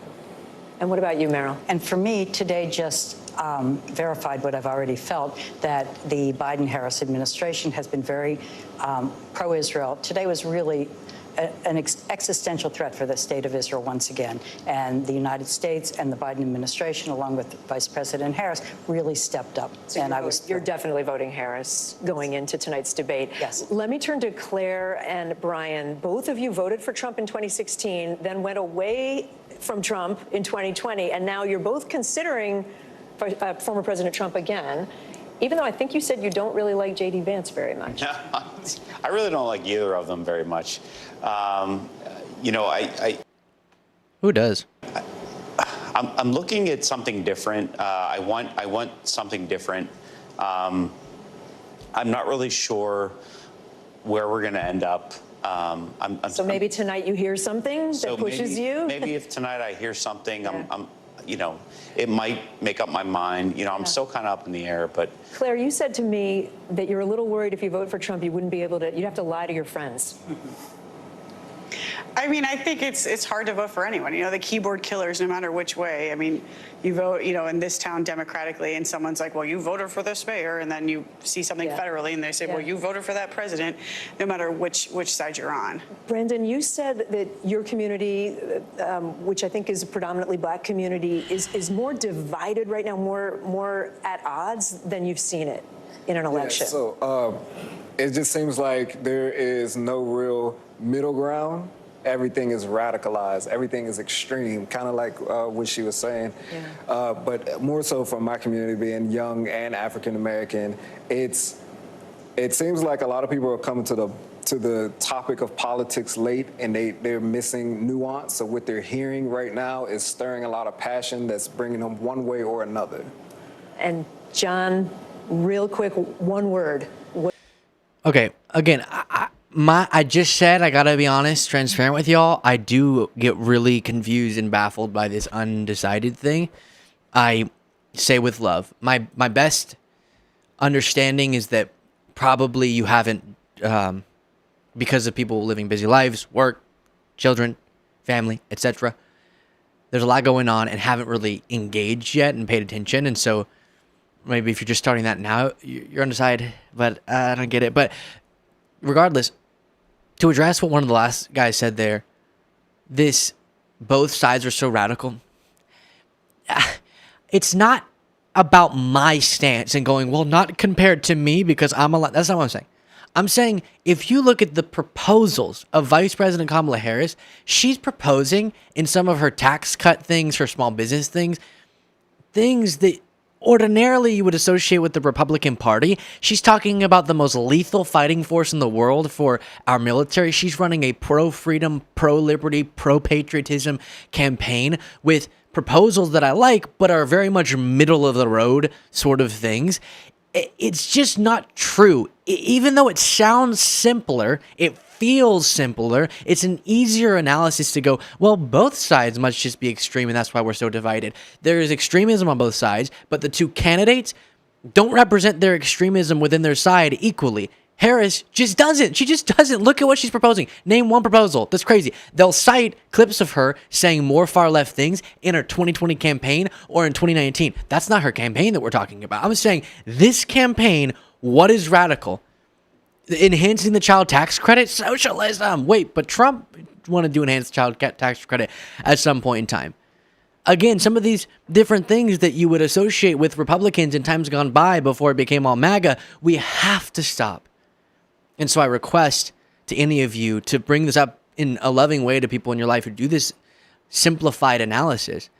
We have to reject the both sidesism of the division in our country. There are, on social media, every day I come across them scrolling through some of the people I'm talking about who are detached from the facts, who are on the left. They are participating in dividing our country further. Totally. And they're way too radical on things.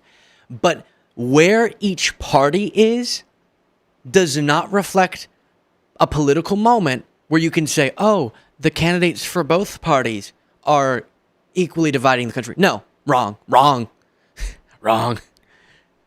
Yeah, so this is a trope which is ancient, and there's a reason it's been around so long. So when you are disengaged or when you're uncomfortable, the easiest default and the default that is the least likely to radically offend whomever it is you're talking to is taking the moderate approach. I remember being a young lad growing up in rural Kentucky, and if you were liberal, the best thing to say is that you're fiscally conservative but socially liberal, right? Because the fiscal conservatism would soften the blow of social liberalism, right?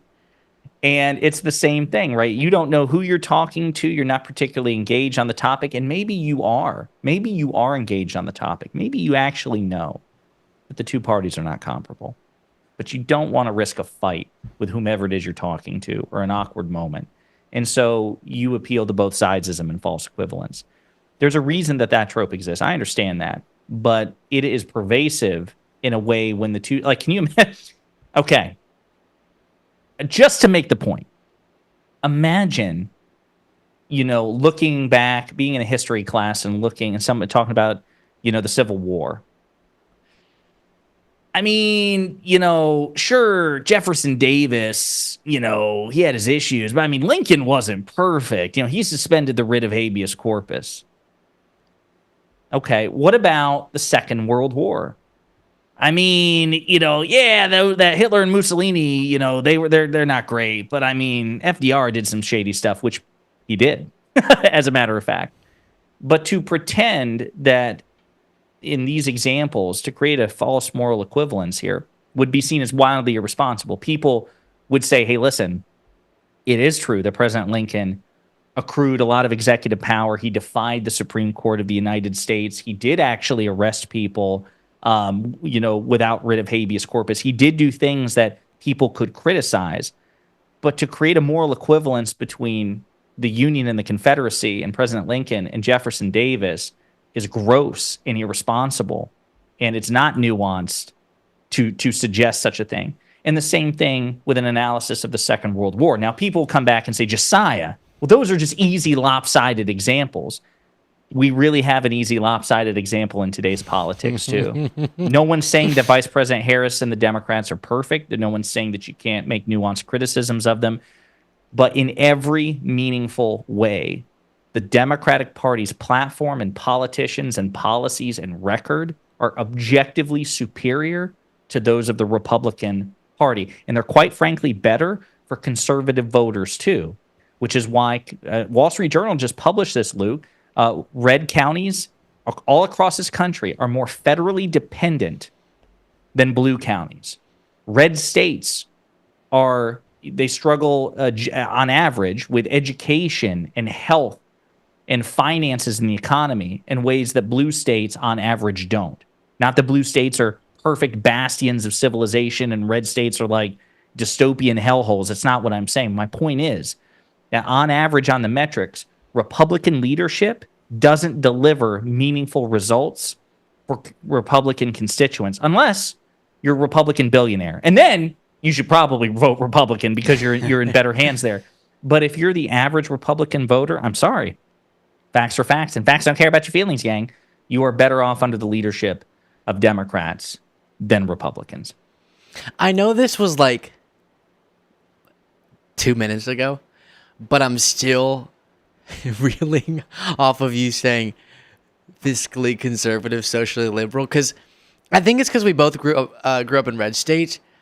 There's something that so uniquely gets like knots created in my back when people say that because I've heard it so many times. Every time my answer, and I know this is so condescending, and I'm trying to be better. Be best. Don't be Luke. Be worse. Be worse. Don't be best. I'm trying to be best, as Melania taught us. But I usually just say no. Like when people say, "Oh, I'm socially liberal, fiscally conservative," I go, "You're not, though." But that's cool that you are saying that. But no, that's not true. Because most of the time, that's just a closeted liberal right there, which is fine. We're gonna get you to come out as a Democrat. But I have friends. I have a friend sitting in the room right now as we're doing this broadcast that applies to that description, where almost always, because what is being fiscally conservative? Is it running up more in terms of the deficits as Republicans do? Is it adding more to the debt as Republicans do? Is it being worse for the economy as Republicans? And this isn't even you're thinking, oh, these are two liberals. Let's tune out at that. No. This isn't liberal conservative. This is just the last century of data that we have objectively analyzed. You would say by the metrics we use, by the standard we apply to this, Democrats have overseen. You could say, but that's not because the Democrats fine. But no argument there in terms of the last century and the record between the two parties. Show. What does fiscally conservative mean then? Because they're not better at cutting spending, if you think it's that. They're not better at cutting, or what would it be, raising taxes to address the debt. They're not better at any of the things that you would think classify as that. You just fell for a nice phrase that sounds sexy and doesn't offend the girl that you're flirting with. I should say real quick, because I know the debate's about to start. One other thing I wanted to address, because it's come up a couple of times in your chat and mine, and I have no doubt that it will come up in the debate. We're going to hear something to the effect of, why aren't you all doing it already in terms of Governor Walz and Vice President Harris's agenda? I just want to make clear a couple of things real quick. The Vice President of the United States does not set policy. The Vice President of the United States does not. Donald Trump was President of the United States for 4 years. So my hope is if J.D. Vance tries to hit Governor Walz with that question, Governor Walz will explain that and then flip it and say, actually, your guy was president. Your guy had the top job. Why didn't he build a wall? Why didn't he repeal and replace Obamacare? Why didn't he pass an infrastructure bill? Why didn't he? And go on. That's very, very important. Do not buy into that framing.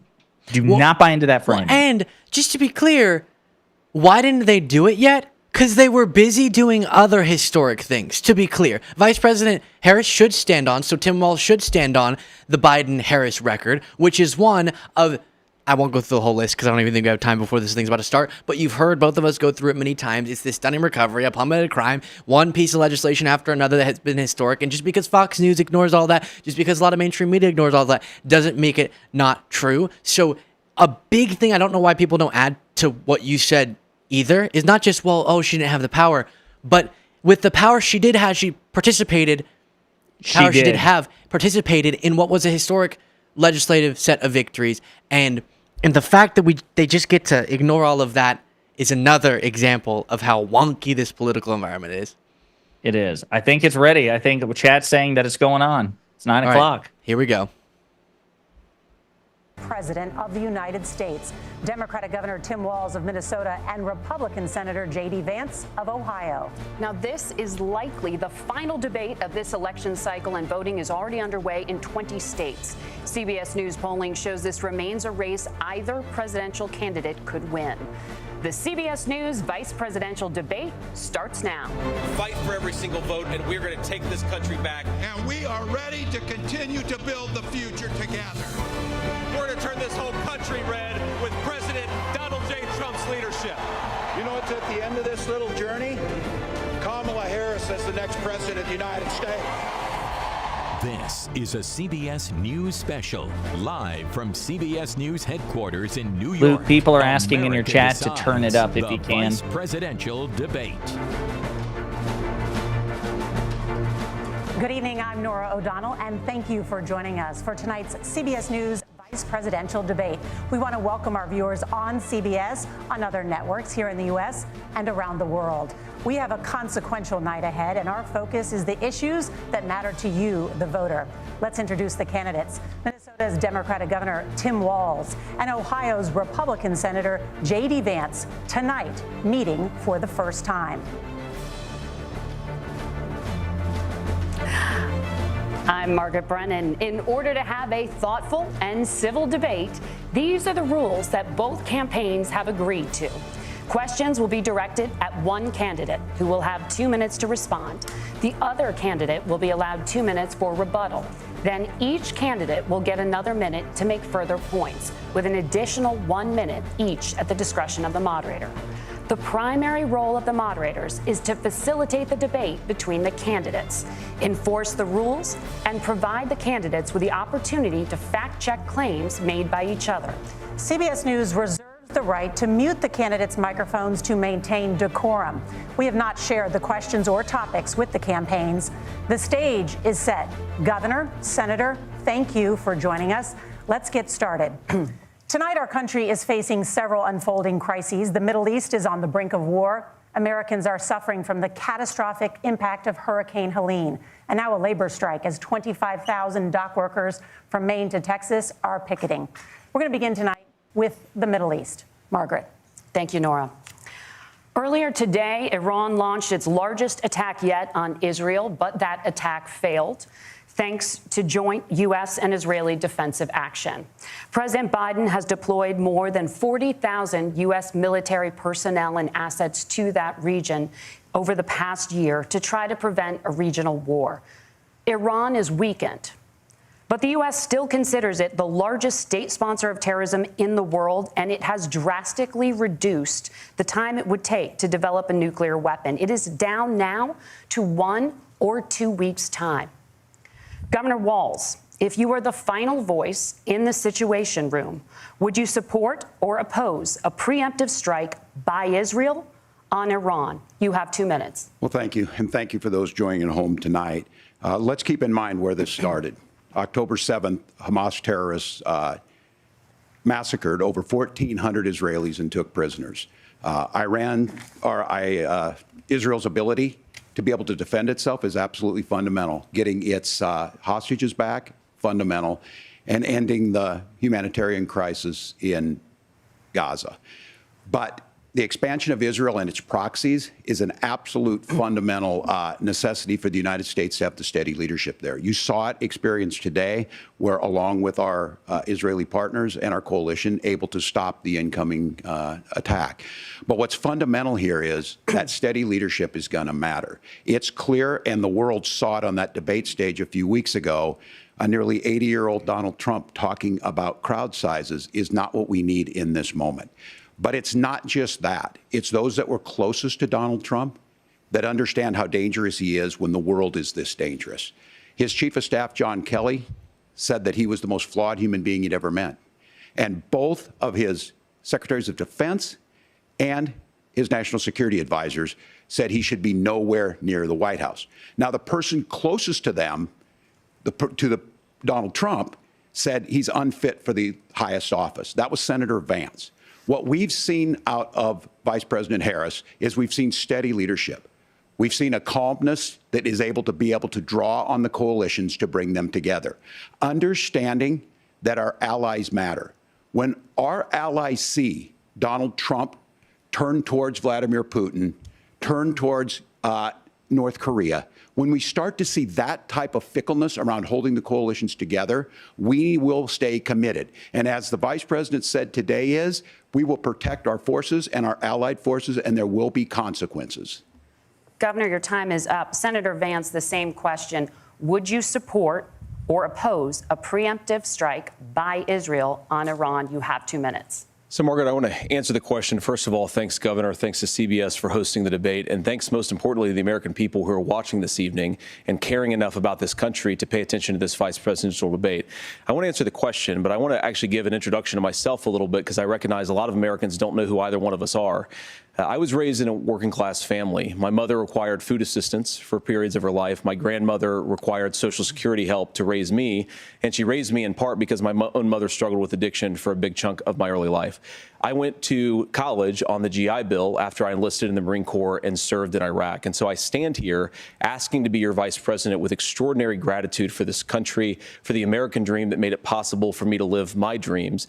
And most importantly, I know that a lot of you are worried about the chaos in the world and the feeling that the American dream is unattainable. I want to try to convince you tonight over the next 90 minutes that if we get better leadership in the White House, if we get Donald Trump back in the White House, the American dream is going to be attainable once again. Now, to answer this particular question, we have to remember that as much as Governor Walz just accused Donald Trump of being an agent of chaos, Donald Trump actually delivered stability in the world, and he did it by establishing effective deterrence. People were afraid of stepping out of line. Iran, which launched this attack, has received over $100 billion in unfrozen assets thanks to the Kamala Harris administration.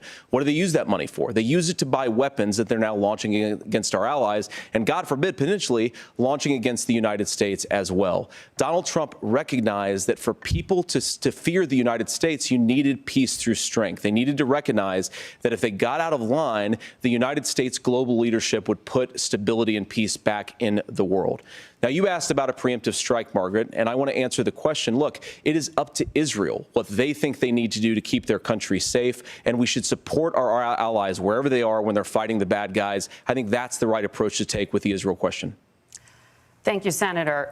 Governor Walz, do you care to respond to any of the allegations? Well, look, Donald Trump was in office. We'll sometimes hear a revisionist history, but when Donald Trump was in office, it was Donald Trump who we had a coalition of nations that had boxed Iran's nuclear program in, the inability to advance it. Donald Trump pulled that program and put nothing else in its place. So Iran is closer to a nuclear weapon than they were before because of Donald Trump's fickle leadership. And when Iran shot down an American aircraft in international airspace, Donald Trump tweeted, because that's the standard diplomacy of Donald Trump. And when Iranian missiles did fall near U.S. troops and they received traumatic brain injuries, Donald Trump wrote it off as headaches. Look, our allies understand that Donald Trump is fickle. He will go to whoever has the most flattery or where it makes sense to him. Steady leadership like you witnessed today, like you witnessed in April. Both Iranian attacks were repelled. Our coalition is strong, and we need the steady leadership that Kamala Harris is providing. Senator Vance, the U.S. did have a diplomatic deal with Iran to temporarily pause parts of its nuclear program, and President Trump did exit that deal. He recently said, just 5 days ago, the U.S. must now make a diplomatic deal with Iran because the consequences are impossible. Did he make a mistake? You have 1 minute. Well, first of all, Margaret, diplomacy is not a dirty word, but I think that's something that Governor Walz just said is quite extraordinary. You yourself just said Iran is as close to a nuclear weapon today as they have ever been. And Governor Walz, you blamed Donald Trump. Who has been the vice president for the last 3.5 years? And the answer is your running mate, not mine. Donald Trump consistently made the world more secure. Now, we talk about what the sequence of events that led us to where we are right now, and you can't ignore October the 7th, which I appreciate Governor Walz bringing up. But when did Iran and Hamas and their proxies attack Israel? It was during the administration of Kamala Harris. So Governor Walz can criticize Donald Trump's tweets, but effective, smart diplomacy and peace through strength is how you bring stability back to a very broken world. Donald Trump has already done it once before. Ask yourself at home, when was the last time, I'm 40 years old, when was the last time that an American president didn't have a major conflict break out? The only answer is during the 4 years that Donald Trump was president. Gentlemen, we have a lot to get to. Nora? Margaret, thank you. Let's turn now to Hurricane Helene. The storm could become one of the deadliest on record. More than 160 people are dead and hundreds more are missing. Scientists say climate change makes these hurricanes larger, stronger, and more deadly because of the historic rainfall. Senator Vance, according to CBS News polling, 7 in 10 Americans and more than 60% of Republicans under the age of 45 favor the U.S. taking steps to try and reduce climate change.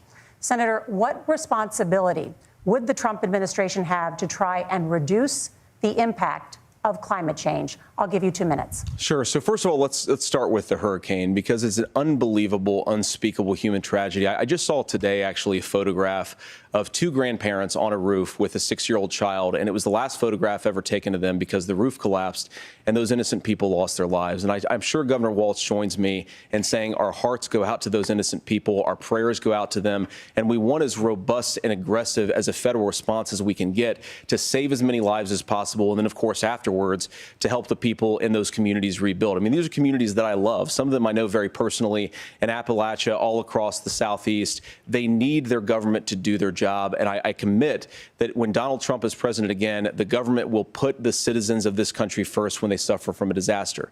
Now, Nora, you asked about climate change. I think this is a very important issue. Look, a lot of people are justifiably worried about all these crazy weather patterns. I think it's important for us, first of all, to say Donald Trump and I support clean air, clean water. We want the environment to be cleaner and safer. But one of the things that I've noticed some of our Democratic friends talking a lot about is a concern about carbon emissions, this idea that carbon emissions drives all of the climate change.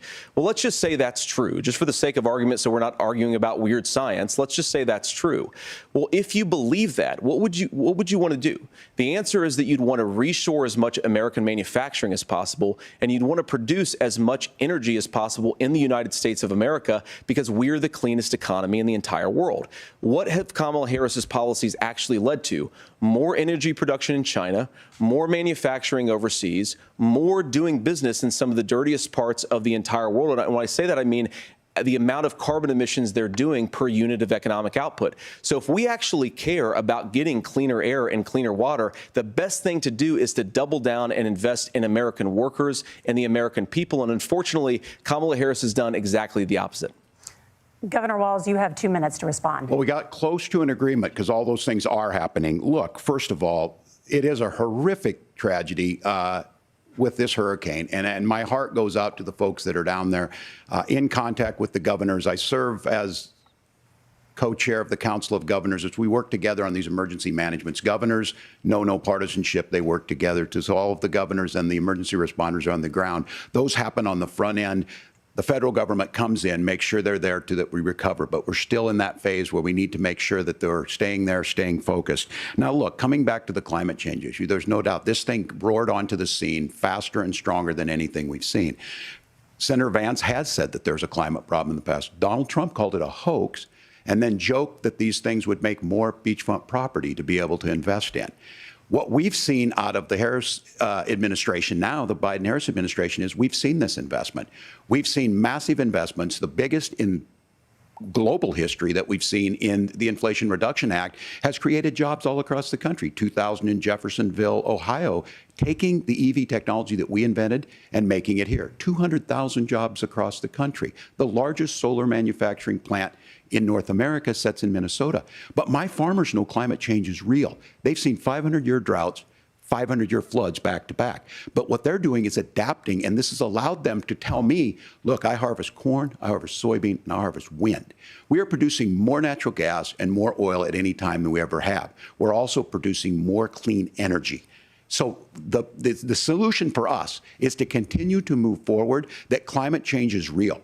Reducing our impact is absolutely critical, but this is not a false choice. You can do that at the same time you're creating the jobs that we're seeing all across the country. That's exactly what this administration has done. We are seeing us becoming an energy superpower for the future, not just the current. And that's what absolutely makes sense. And then we start thinking about how do we mitigate these disasters. Thank you. Senator, I want to give you an opportunity to respond there. The governor mentioned that President Trump has called climate change a hoax. Do you agree?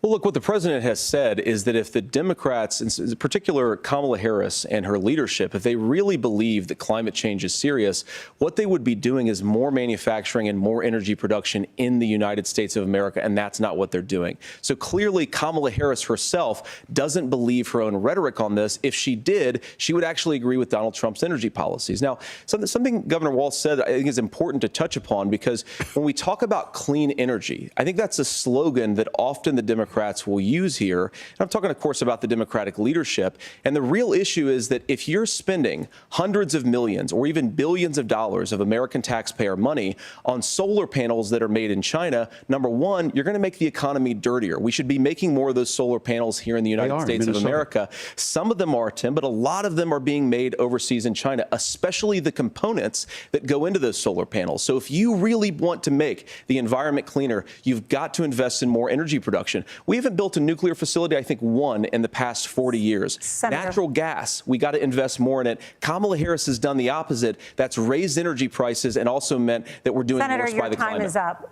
Governor, would you like to respond? Well, look, we're producing more natural gas than we ever have. There's no moratorium on that. We're producing more oil. But the folks know, and like I said again, these are not liberal folks. These are not folks that are Green New Deal folks. These are farmers that have been drought one year, massive flooding the next year. They understand that it makes sense. Look, our number one export cannot be topsoil from erosion from these massive storms. We saw it in Minnesota this summer. And thinking about how do we respond to that, we're thinking ahead on this. And what Kamala Harris has been able to do in Minnesota, we're starting to weatherproof some of these things. The infrastructure law that was passed allows us to think about mitigation in the future. How do we make sure that we're protecting by burying our power lines? How do we make sure that we're protecting lakefronts and things that we're seeing more and more of? But to call it a hoax and to take the oil company executives to Mar-a-Lago, say, give me money for my campaign, and I'll let you do whatever you want. We can be smarter about that, and an all-above energy policy is exactly what she's doing, creating those jobs right here. Governor, your time is up. The overwhelming consensus among scientists is that the Earth's climate is warming at an unprecedented rate. Margaret? Thank you, Nora. We're going to turn now to immigration. The crisis at the U.S.-Mexico border consistently ranks as one of the top issues for American voters. Senator Vance, your campaign is pledging to carry out the largest mass deportation plan in American history and to use the U.S. military to do so. Could you be more specific about exactly how this will work? For example, would you deport parents who have entered the U.S. illegally and separate them from any of their children who were born on U.S. soil? You have 2 minutes. So first of all, Margaret, before we talk about deportations, we have to stop the bleeding. We have a historic immigration crisis because Kamala Harris started and said that she wanted to undo all of Donald Trump's border policies. 94 executive orders suspending deportations, decriminalizing illegal aliens, massively increasing the asylum fraud that exists in our system. That has opened the floodgates. And what it's meant is that a lot of fentanyl is coming into our country. I had a mother who struggled with opioid addiction and has gotten clean. I don't want people who are struggling with addiction to be deprived of their second chance because Kamala Harris let in fentanyl into our communities at record levels. So you've got to stop the bleeding. You've got to re-implement Donald Trump's border policies, build the wall, re-implement deportations. And that gets me to your point, Margaret, about what do we actually do? So we've got 25 million illegal aliens who are here in the country. What do we do with them? I think the first thing that we do is we start with the criminal migrants. About 1 million of those people have committed some form of crime in addition to crossing the border illegally. I think you start with deportations on those folks. And then I think you make it harder for illegal aliens to undercut the wages of American workers. A lot of people will go home if they can't work for less than minimum wage in our own country. And by the way, that'll be really good for our workers who just want to earn a fair wage for doing a good day's work.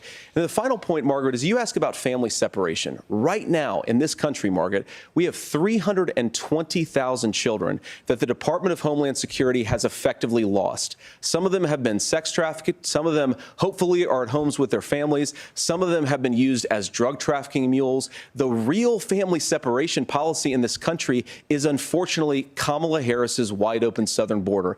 And I'd ask my fellow Americans to remember when she came into office, she said she was going to do this. Real leadership would be saying, you know what, I screwed up. We're going to go back to Donald Trump's border policies. I wish that she would do that. It would be good for all of us.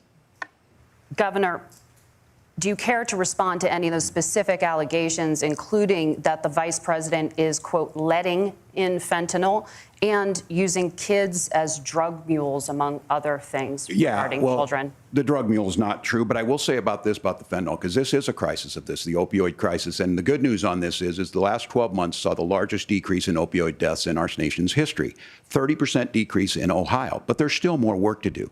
But let's go back to this on immigration. Kamala Harris was the Attorney General of the largest state and a border state in California. She's the only person in this race who prosecuted transnational gangs for human trafficking and drug interventions. But look, we all want to solve this.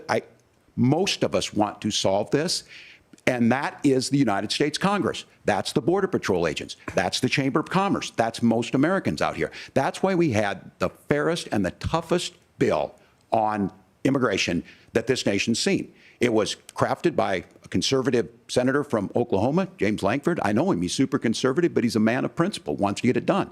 Democrats and Republicans worked on this piece of legislation. The Border Patrol said, this is what we need in here. These are the experts. And the Chamber of Commerce and the Wall Street Journal said, pass this thing. Kamala Harris helped get there. 1,500 new border agents, detection for drugs, DOJ money to speed up these the adjudications on this, just what America wants. But as soon as I was getting ready to pass and actually tackle this, Donald Trump said no, told them to vote against it because it gives him a campaign issue. It gives him what would Donald Trump talk about if we actually did some of these things? And they need to be done by the legislature. You can't just do this through the executive branch. So look, we have the options to do this. Donald Trump had 4 years. He had 4 years to do this. And he promised you, America, how easy it would be. I'll build you a big, beautiful wall, and Mexico will pay for it. Less than 2% of that wall got built, and Mexico didn't pay a dime. But here we are again, 9 years after he came down that escalator, dehumanizing people and telling them what he was going to do. As far as the deportation plan, at one point, Senator Vance said it was so unworkable to be laughable. So that's where we're at. Pass the bill, she'll sign it. Governor, your time is up. Senator, the question was, will you separate parents from their children, even if their kids are U.S. citizens? You have 1 minute. Margaret, my point is that we already have massive child separations thanks to Kamala Harris's open border. And I didn't accuse Kamala Harris of inviting drug mules. I said that she enabled the Mexican drug cartels to operate freely in this country. And we know that they use children as drug mules, and it is a disgrace, and it has to stop.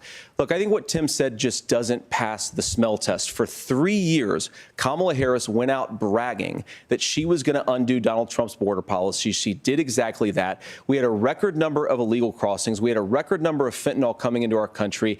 And now that she's running for president, or a few months before, she says that somehow she got religion and cared a lot about a piece of legislation. The only thing that she did when she became the vice president, when she became the appointed border czar, was to undo 94 Donald Trump executive actions that opened the border. This problem is leading to massive problems in the United States of America. Parents who can't afford health care, schools that are overwhelmed. It's got to stop, and it will when Donald Trump is president again. Senator, your time is up. Governor, what about our CBS News polling, which does show that a majority of Americans, more than 50%, support mass deportations? Look, we fix this issue with a bill that is necessary, but the issue on this is what happens when you don't want to solve it. You demonize it. And we saw this, and Senator Vance, and it surprises me on this, talking about and saying, I will create stories to bring attention to this. That vilified a large number of people who were here legally in the community of Springfield. The Republican governor said, it's not true, don't do it. There's consequences for this. There's consequences. We could come together. Senator Lankford did it. We could come together and solve this if we didn't let Donald Trump continue to make it an issue. And the consequences in Springfield were the governor had to send state law enforcement to escort kindergartners to school. I believe Senator Vance wants to solve this, but by standing with Donald Trump and not working together to find a solution, it becomes a talking point. And when it becomes a talking point like this, we dehumanize and villainize other human beings. Tim, Governor, your time is up. Senator, I'll give you 1 minute, but let me just ask you the question first. The governor has made the point, and I think as a sitting lawmaker, you know that Congress controls the purse strings and any funding. So you have said repeatedly that Donald Trump would, through executive action, solve this. Do you disagree that Congress controls the purse strings and would need to support many of the changes that you would actually want to implement? You have 1 minute. Look, Margaret, first of all, the gross majority of what we need to do at the southern border is just empowering law enforcement to do their job. I've been to the southern border more than our borders are. Kamala Harris has been. And it's actually heartbreaking because the Border Patrol agents, they just want to be empowered to do their job. Of course, additional resources would help, but most of this is about the president and the vice president empowering our law enforcement to say, if you try to come across the border illegally, you've got to stay in Mexico, you've got to go back through proper channels. Now, Governor Walz brought up the community of Springfield, and he's very worried about the things that I've said in Springfield. Look, in Springfield, Ohio, and in communities all across this country, you've got schools that are overwhelmed. You've got hospitals that are overwhelmed. You have got housing that is totally unaffordable because we brought in millions of illegal immigrants to compete with Americans for scarce homes. The people that I'm most worried about in Springfield, Ohio, are the American citizens who have had their lives destroyed by Kamala Harris's open border. It is a disgrace, Tim. And I actually think, I agree with you. I think you want to solve this problem, but I don't think that Kamala Harris does. Senator, your time is up. Governor, you have 1 minute to respond. Yeah, well, it is law enforcement that asked for the bill. They helped craft it. They're the ones that supported it. That's because they know we need to do this. Look, this issue of continuing to bring this up, of not dealing with it, of blaming migrants for everything. On housing, we could talk a little bit about Wall Street speculators buying up housing and making them less affordable, but it becomes a blame. Look, this bill also gives the money necessary to adjudicate. I agree. It should not take 7 years for an asylum claim to be done. This bill gets it done in 90 days. Then you start to make a difference in this, and you start to adhere to what we know, American principles.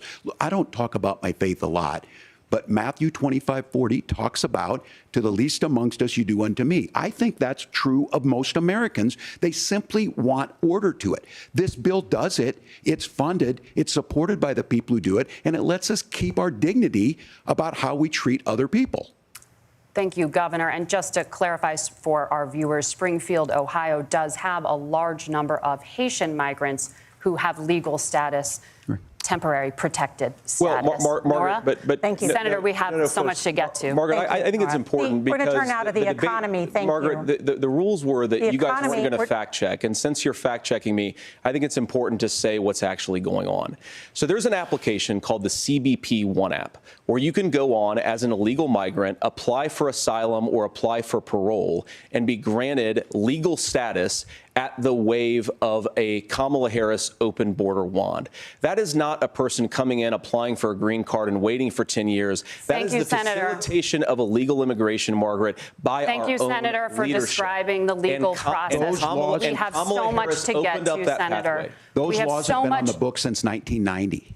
Thank you, gentlemen. The CBP One app has not been on the books since 1990. It's something that Kamala Harris created, Margaret. Gentlemen, the audience can't hear you because your mics are cut. We have so much we want to get to. Thank you for explaining the legal process. Nora. Thank you, Margaret. The economy is a top concern for voters. Each of your campaigns has released an economic plan, so let's talk about the specifics. Governor Walz, Vice President Harris unveiled a plan that includes billions in tax credits for manufacturing, housing, and a renewed child tax credit. The Wharton School says your proposals will increase the nation's deficit by $1.2 trillion. How would you pay for that without ballooning the deficit? Governor, I'll give you 2 minutes. Yeah, thank you. And Kamala Harris and I do believe in the middle class because that's where we come from. We both grew up in that. We understand. So those of you out there listening tonight, you're hearing a lot of stuff back and forth, and it's good. It's healthy. That's what this is supposed to happen. You should be listening. How's this going to impact me? The bold forward plan that Kamala Harris put out there is talking about this housing issue. The one thing is there's 3 million new houses proposed under this plan with down payment assistance on the front end to get you in a house. A house is much more than just an asset to be traded somewhere. It's foundational to where you're at. And then making sure that the things you buy every day, whether they be prescription drugs or other things, that there's fairness in that. Look, the $35 insulin is a good thing, but it costs $5 to make insulin. They were charging $800 before this law went into effect. As far as the housing goes, I've seen it in Minnesota. 12% more houses in Minneapolis, prices went down on rent 4%. It's working. And then making sure tax cuts go to the middle class. $6,000 child tax credit, we have one in Minnesota, reduces childhood poverty by a third. We save money in the long run, and we do the right thing for families. And then getting businesses off the ground. The law as it stands right now is $5,000 tax credit for small business, increasing that to $50,000. Now, this is a philosophical difference between us. Donald Trump made a promise, and I'll give you this. He kept it. He took folks to Mar-a-Lago, said, you're rich as hell, I'm going to give you a tax cut. He gave the tax cuts that predominantly went to the top class. What happened there was an $8 trillion increase in the national debt, the largest ever. Now he's proposing a 20% consumption or sales tax on everything we bring in. Everyone agrees, including businesses, it would be destabilizing it, it would increase inflation and potentially lead to a recession. Look, this is simple for you. Where are we going? Kamala Harris has said to do the things she wants to do, we'll just ask the wealthiest to pay their fair share. When you do that, our system works best, more people are participating in it, and folks have the things that they need. Senator, I want to give you a moment to respond on that. But similarly, the Wharton School has done an analysis of the Trump plan and says it would increase the nation's deficit by $5.8 trillion. My question is the same for you. How do you pay for all that without ballooning the deficit? I'll give you 2 minutes. Well, first of all, you're going to hear a lot from Tim Walz this evening, and you just heard it in the answer, a lot of what Kamala Harris proposes to do. And some of it, I'll be honest with you, it even sounds pretty good. Here's what you won't hear, is that Kamala Harris has already done it. Because she's been the vice president for 3.5 years. She had the opportunity to enact all of these great policies. And what she's actually done instead is drive the cost of food higher by 25%, drive the cost of housing higher by about 60%.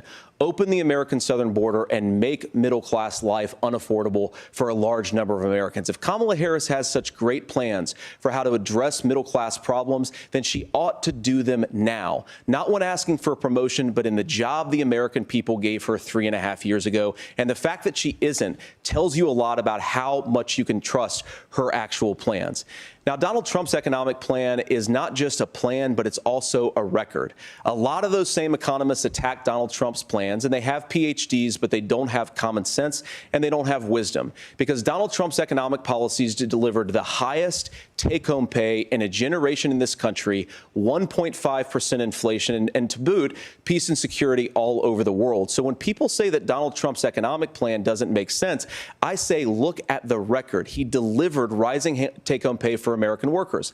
Now, Tim admirably admits that they want to undo the Trump tax cuts. But if you look at what was so different about Donald Trump's tax cuts, even from previous Republican tax cut plans, is that a lot of those resources went to giving more take-home pay to middle-class and working-class Americans. It was passed in 2017, and you saw an American economic boom unlike we've seen in a generation in this country. That is a record that I'm proud to run on, and we're going to get back to that common sense wisdom so that you can afford to live the American dream again. I know a lot of you are struggling. I know a lot of you are worried about paying the bills. It's going to stop when Donald Trump brings back common sense to this country. Governor, do you want to respond to that? What has Kamala Harris done for the middle class? Yeah, well, Kamala Harris's day one was Donald Trump's failure on COVID that led to the collapse of our economy. We were already before COVID in a manufacturing recession, but 10 million people out of work, largest percentage since the Great Depression. 9 million jobs closed on that. That was day one. Whether it was the Infrastructure Act or other things we moved. Now, you made a question about experts, said this. I've made a note of this. Economists can't be trusted. Science can't be trusted. National security folks can't be trusted. Look, if you're going to be president, you don't have all the answers. Donald Trump believes he does. My pro tip of the day is this. If you need heart surgery, listen to the people at the Mayo Clinic in Rochester, Minnesota, not Donald Trump. And the same thing goes with this. And I ask you out there, teachers, nurses, truck drivers, or whatever, how is it fair that you're paying your taxes every year and Donald Trump hasn't paid any federal tax in the last 15 years, and the last year as president? That's what's wrong with the system. There's a way around it, and he's bragged about that. We're just asking for fairness in it, and that's all you want.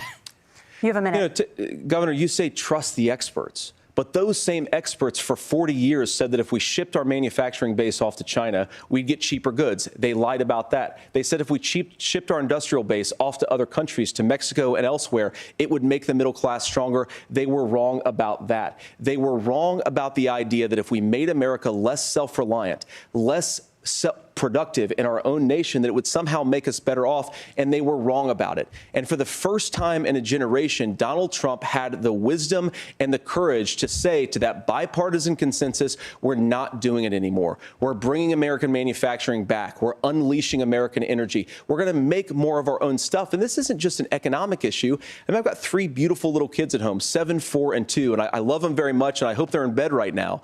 But look, so many of the drugs, the pharmaceuticals that we put in the bodies of our children are manufactured by nations that hate us. This has to stop. And we're not going to stop it by listening to experts. We're going to stop it by listening to common sense wisdom, which is what Donald Trump governed on. Senator, your time is up. Governor Walz, can you address that? I mean, voters say they trust Donald Trump on the economy more. Why? Well, if you're listening tonight and you want billionaires to get tax cuts, you heard what the numbers were. Look, I'm a union guy on this. I'm not a guy who wanted to ship things overseas, but I understand that, look, we produce soybeans and corn. We need to have fair trading partners. That's something that we believe in. I think the thing that most concerns me on this is Donald Trump was the guy who created the largest trade deficit in American history with China. So the rhetoric is good. Much of what the senator said right there, I'm in agreement with him on this. I watched it happen too. I watched it to my communities, and we talked about that. But we had people undercutting the right to collectively bargain. We had right to work states made it more difficult. We had companies that were willing to ship it over, and we saw people profit. Folks that are venture capital in some cases, putting money into companies that were overseas. We're in agreement that we bring those home. The issue is Donald Trump is talking about it. Kamala Harris has a record, 250,000 more manufacturing jobs just out of the IRA. May I respond to that? Yes. So appreciate that. So if you notice, what Governor Walz just did is he said, first of all, Donald Trump has to listen to the experts. And then when he acknowledged that the experts screwed up, he said, well, Donald Trump didn't do nearly as good of a job as the statistics that's a gross generalization. That he did. So what Tim Walz is doing, and I honestly, Tim, I think you got a tough job here, because you've got to play whack-a-mole. You've got to pretend that Donald Trump didn't deliver rising take-home pay, which of course he did. You've got to pretend that Donald Trump didn't deliver lower inflation, which of course he did. And then you simultaneously got to defend Kamala Harris's atrocious economic record, which has made gas, groceries, and housing unaffordable for American citizens. I was raised by a woman who would sometimes go into medical debt so that she could put food on the table in our household. I know what it's like to not be able to afford the things that you need to afford. We can do so much better. To all of you watching, we can get back to an America that's affordable again. We just got to get back to common sense economic principles. I hope we have a conversation on health care then. Senator, Governor. Please. Thank you. Margaret? We have a lot to get to ahead, gentlemen, on many topics. But right now, I want to talk about personal qualifications. The vice president is often the last voice the president hears before making consequential decisions. We want to ask you about your leadership qualities. Governor Walz, you said you were in Hong Kong during the deadly Tiananmen Square protests in the spring of 1989. But Minnesota Public Radio and other media outlets are reporting that you actually didn't travel to Asia until August of that year. Can you explain that discrepancy? Yeah, well, and to the folks out there who didn't get at the top of this, look, I grew up in small rural Nebraska, town of 400, town that you rode your bike with your buddies till the streetlights come on, and I'm proud of that service. I joined the National Guard at 17, worked on family farms, and then I used the GI Bill to become a teacher, passionate about it, a young teacher. My first year out, I got the opportunity in the summer of '89 to travel to China. 35 years ago, be able to do that. I came back home and then started a program to take young people there. We would take basketball teams, we would take baseball teams, we would take dancers, and we would go back and forth to China. The issue for that was to try and learn. Now look, my community knows who I am. They saw where I was at. Look, I will be the first to tell you, I have poured my heart into my community. I've tried to do the best I can, but I've not been perfect. And I'm a knucklehead at times, but it's always been about that. Those same people elected me to Congress for 12 years. And in Congress, I was one of the most bipartisan people, working on things like farm bills that we got done, working on veterans benefits. And then the people of Minnesota were able to elect me to governor twice. So look, my commitment has been from the beginning to make sure that I'm there for the people, to make sure that I get this right. I will say more than anything. Many times I will talk a lot. I will get caught up in the rhetoric. But being there, the impact it made, the difference it made in my life, I learned a lot about China. I hear the critiques of this. I would make the case that Donald Trump should have come on one of those trips with us. I guarantee you he wouldn't be praising Xi Jinping about COVID. And I guarantee you he wouldn't start a trade war that he ends up losing. So this is about trying to understand the world. It's about trying to do the best you can for your community. And then it's putting yourself out there and letting your folks understand what it is. My commitment, whether it be through teaching, which I was good at, or whether it was being a good soldier or was being a good member of Congress, those are the things that I think are the values that people care about. Governor, just to follow up on that, the question was, can you explain the discrepancy? All I said on this is I got there that summer and misspoke on this. So I will just, that's what I've said. So I was in Hong Kong and China during the democracy protests went in. And from that, I learned a lot of what needed to be in governance. Thank you, Governor. Senator Vance, in 2016, you called your running mate, Donald Trump, unfit for the nation's highest office, and you said he could be America's Hitler. I know you've been asked many times, and you've said you regret those comments and explained you then voted for Donald Trump in 2020. But the Washington Post reported new messages last week in which you also disparaged Trump's economic record while he was president, writing to someone in 2020, quote, Trump thoroughly failed to deliver his economic populism. You're now his running mate, and you've shifted many of your policy stances to align with his. If you become vice president, why should Americans trust that you will give Donald Trump the advice he needs to hear and not just the advice he wants to hear? You have 2 minutes. Well, first of all, Margaret, because I've always been open. And sometimes, of course, I've disagreed with the president, but I've also been extremely open about the fact that I was wrong about Donald Trump. I was wrong, first of all, because I believed some of the media stories that turned out to be dishonest fabrications of his record. But most importantly, Donald Trump delivered for the American people. Rising wages, rising take-home pay, an economy that worked for normal Americans, a secure southern border, a lot of things, frankly, that I didn't think he'd be able to deliver on. And yeah, when you screw up, when you misspeak, when you get something wrong and you change your mind, you ought to be honest with the American people about it. It's one of the reasons, Margaret, why I've done so many interviews is because I think it's important to actually explain to the American people where I come down on the issues and what changed. Now, you pointed out to messages from 2020. Margaret, I've been extremely consistent that I think there were a lot of things that we could have done better in the Trump administration the first round if Congress was doing its job. I strongly believe, and I've been a United States Senator, that Congress is not just a high-class debating society. It's not just a forum for senators and congressmen to whine about problems. It's a forum to govern. So there were a lot of things on the border, on tariffs, for example, where I think that we could have done so much more if the Republican Congress and the Democrats in Congress had been a little bit better about how they govern the country. They were so obsessed with impeaching Donald Trump, they couldn't actually govern. And I want to talk about this tariff issue in particular, Margaret, because Tim just accused this of being a national sales tax.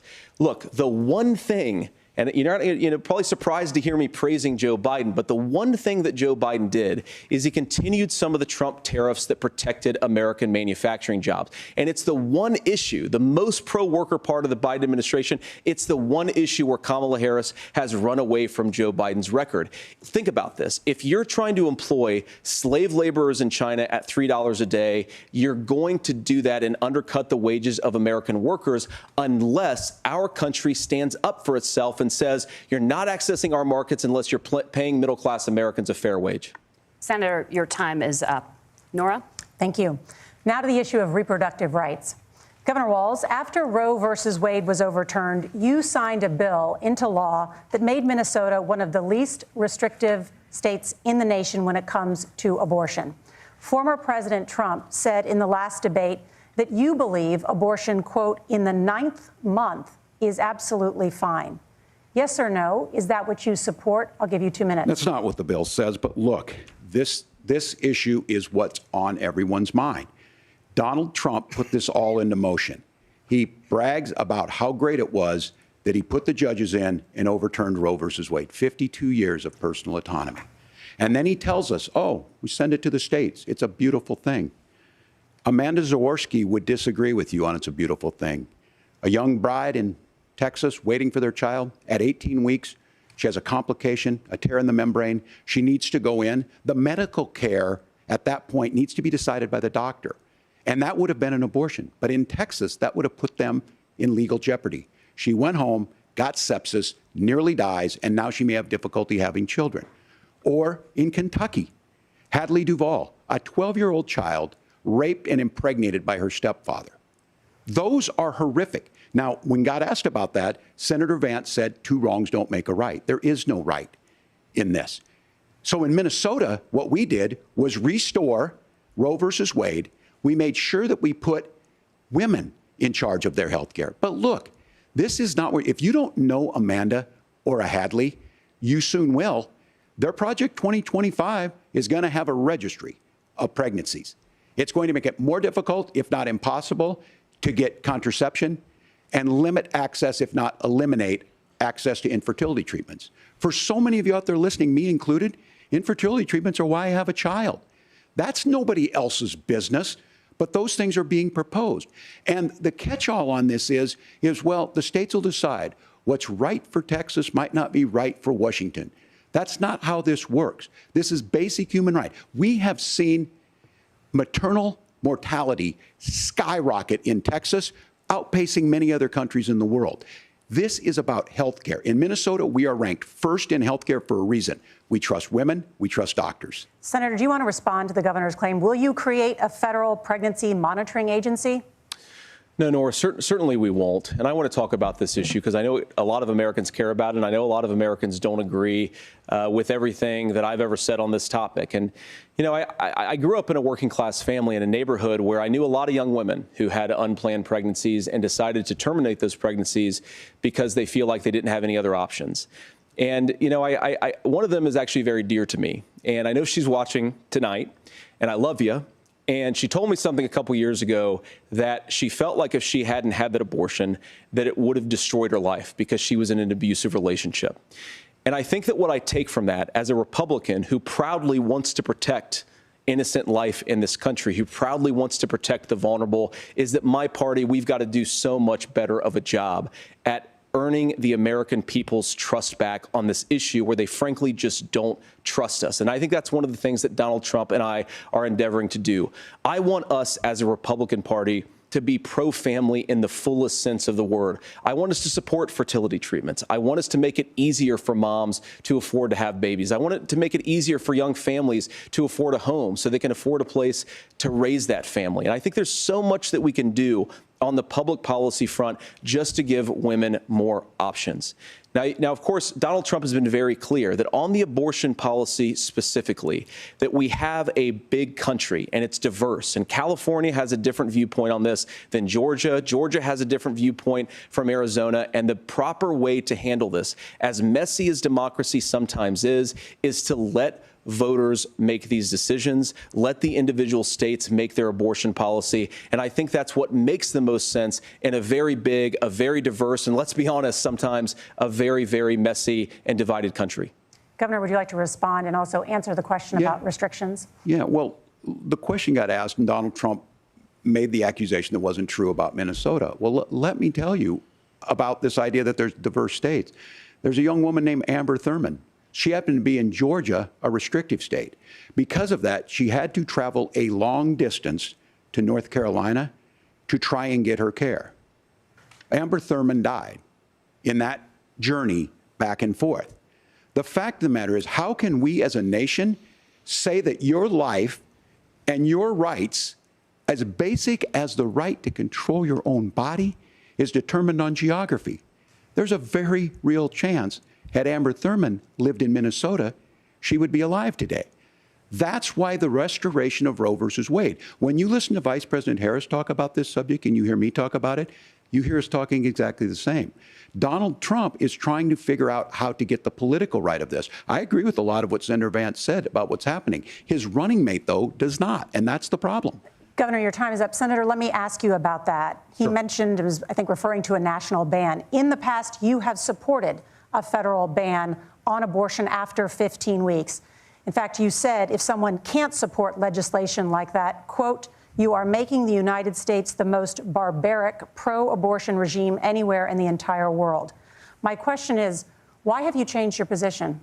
Well, Nora, first of all, I never supported a national ban. I did when I was running for Senate in 2022 talk about setting some minimum national standard. For example, we have a partial birth abortion ban in place in this country at the federal level. I don't think anybody's trying to get rid of that, or at least I hope not, though I know that Democrats have taken a very radical pro-abortion stance. But Nora, one of the things that changed is in the state of Ohio, we had a referendum in 2023, and the people of Ohio voted overwhelmingly, by the way, against my position.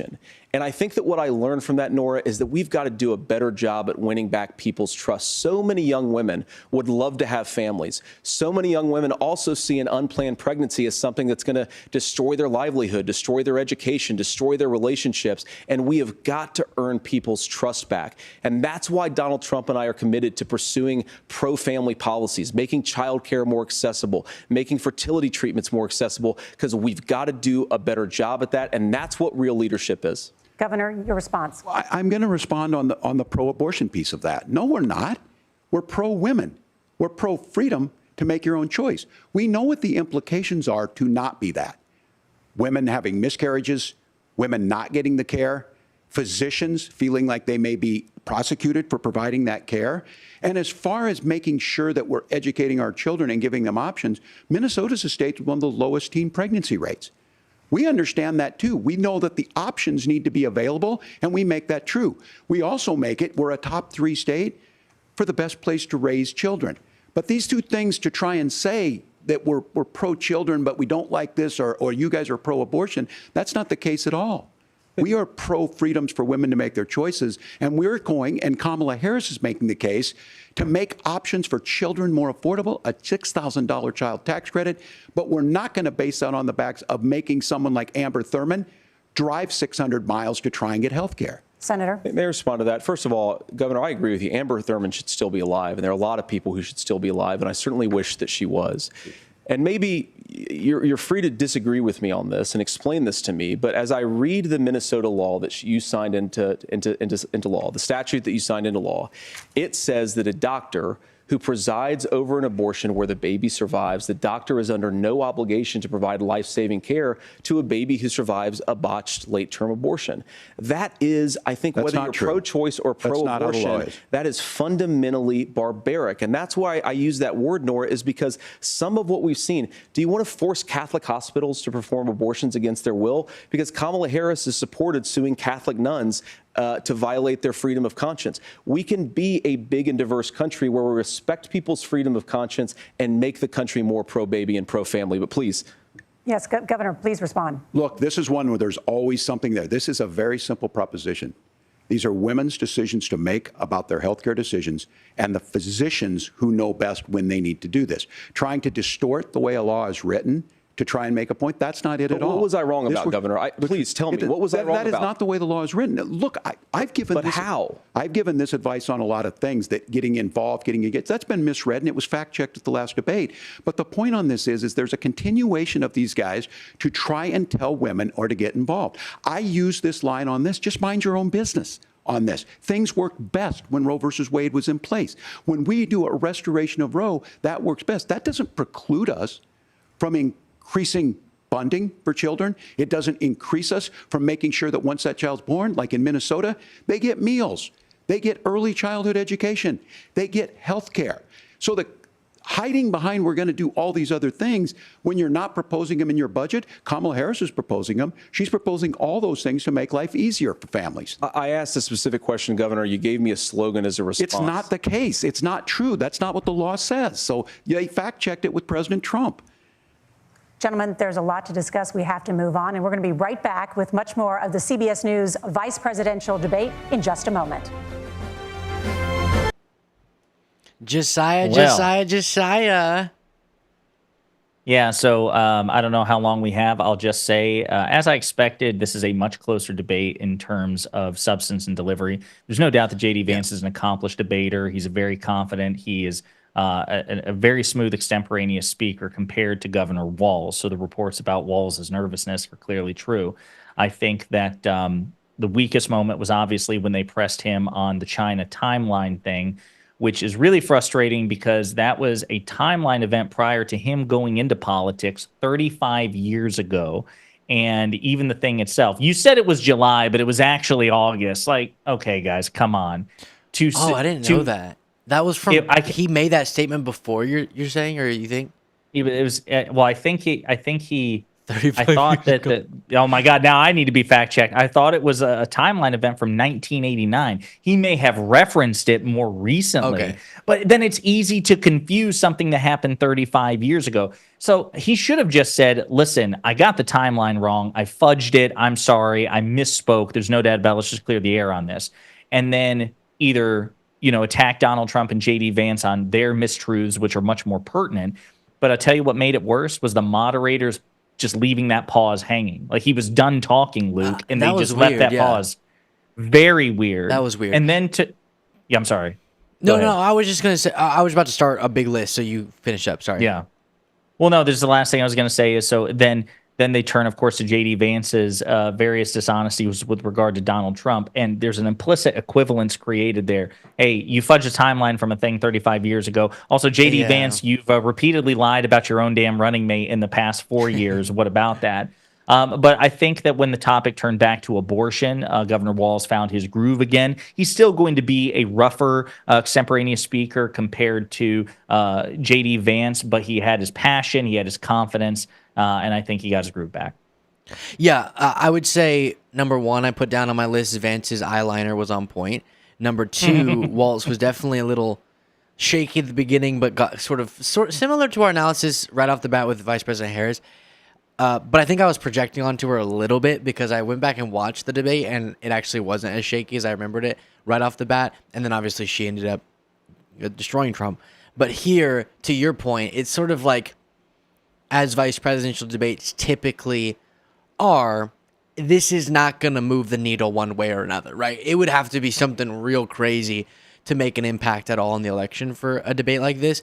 But given that, we just got to be honest. Vance, as dishonest as many of the underlying assumptions or points are that he's making, he's just better in this format at coming off smooth, articulate, succinct. And I don't think Walz's folksy guy, lovable dad energy comes through quite as much in this format because he's also trying to make debate points. And so the sort of friendly vibe contrast isn't there as much as I would like it to be, which is the nature of such a debate. Let's see. He didn't, I will just say to, criticize the guy that I much more significantly favor. Walz never addressed the preemptive strike by Israel question, but did make some strong points there.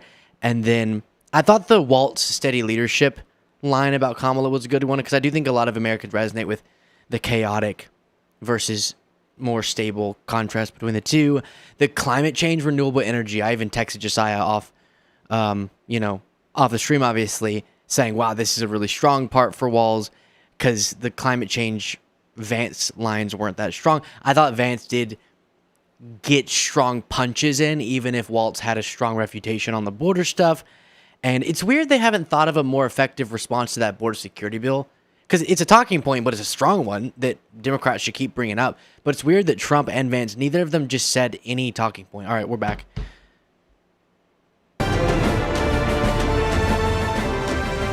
Welcome back to the CBS News Vice Presidential Debate. We want to turn now to America's gun violence epidemic.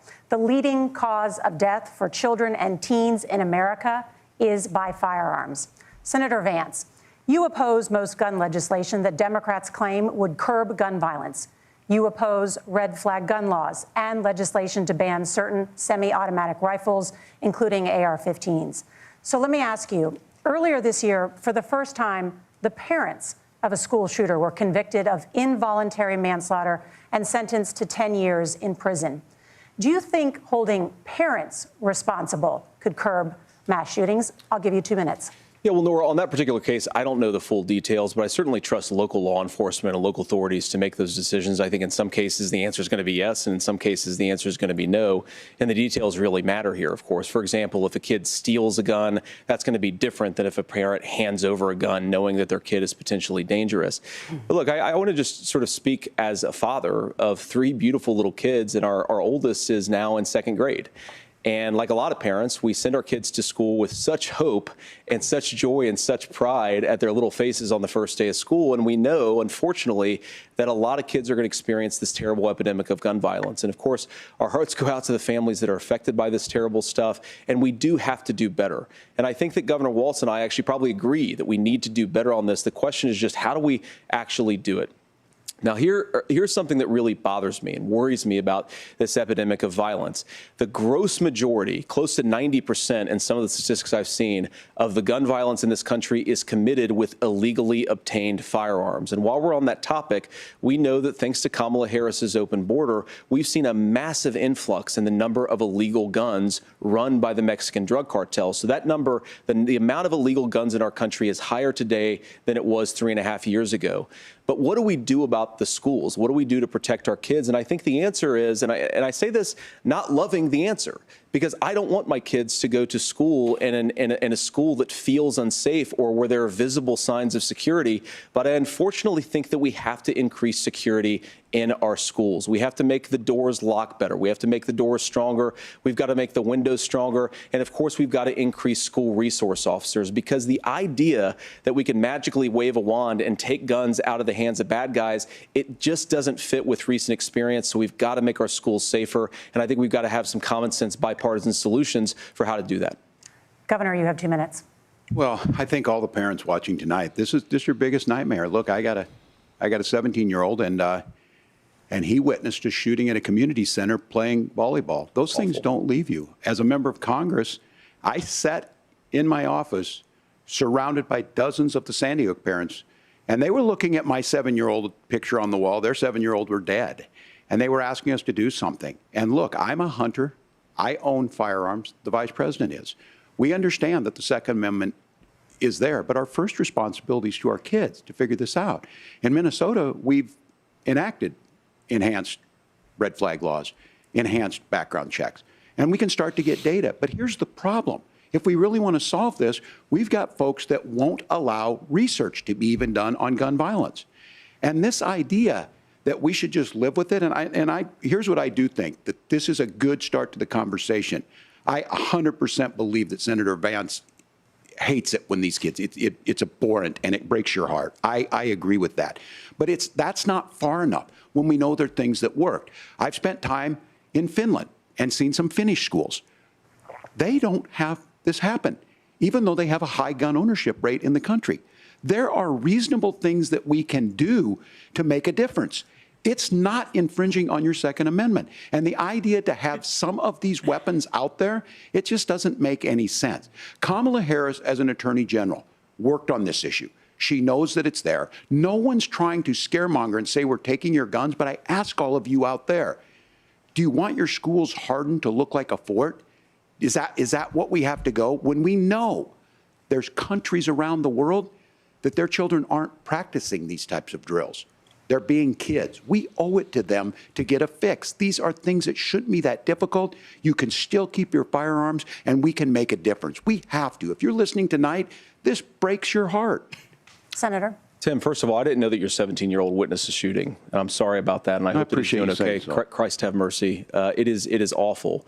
And I appreciate what Tim said, actually, about Finland, because I do think it illustrates some of the frankly, weird differences between our own country's gun violence problem and Finland. Is, okay, first of all, we have way higher rates of mental health abuse, or mental health substance abuse.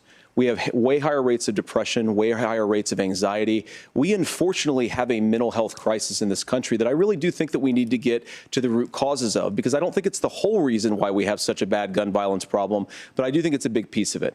Another driver of the gun violence epidemic, especially that affecting our kids, it doesn't earn as many headlines, but is the terrible gun violence problem in a lot of our big cities. And this is why we have to empower law enforcement to arrest the bad guys, put them away, and take gun offenders off the streets. I think there's a whole host of things that we can do here, but I do think at our schools we've got to talk about more security. Senator, thank you. Governor, you previously opposed an assault weapons ban, but only later in your political career did you change your position. Why? Yeah, I sat in that office with those Sandy Hook parents. I've become friends with school shooters. I've seen it. Look, the NRA, I was the NRA guy for a long time. They used to teach gun safety.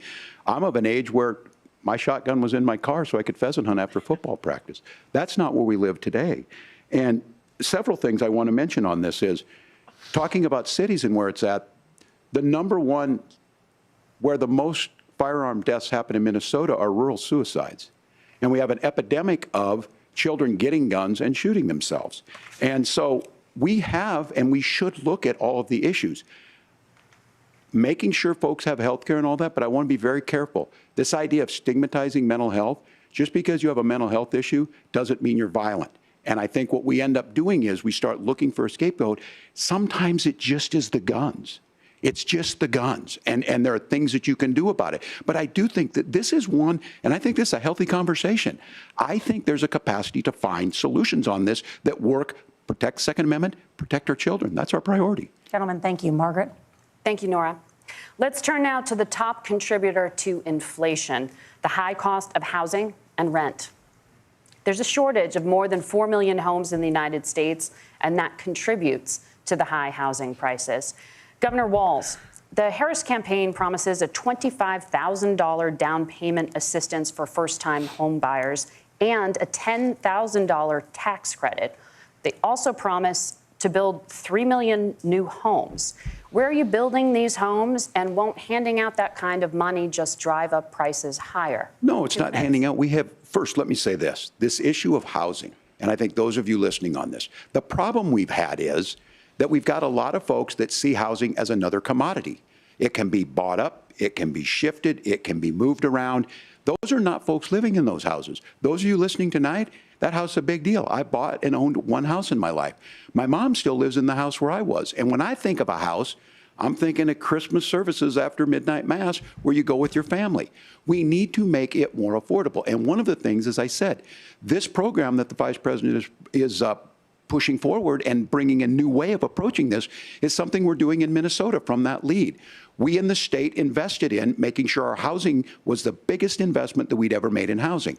It starts to make it easier. We cut some of the red tape. Local folks, look, we can't do it at the federal level, but local folks make it easier to build those homes. And then that down payment assistance. I can tell all of you out there, one of the, certainly for me, using the GI Bill was one thing, but a veteran's home loan, the big thing about a veteran's home loan is you don't have to pay the down payment.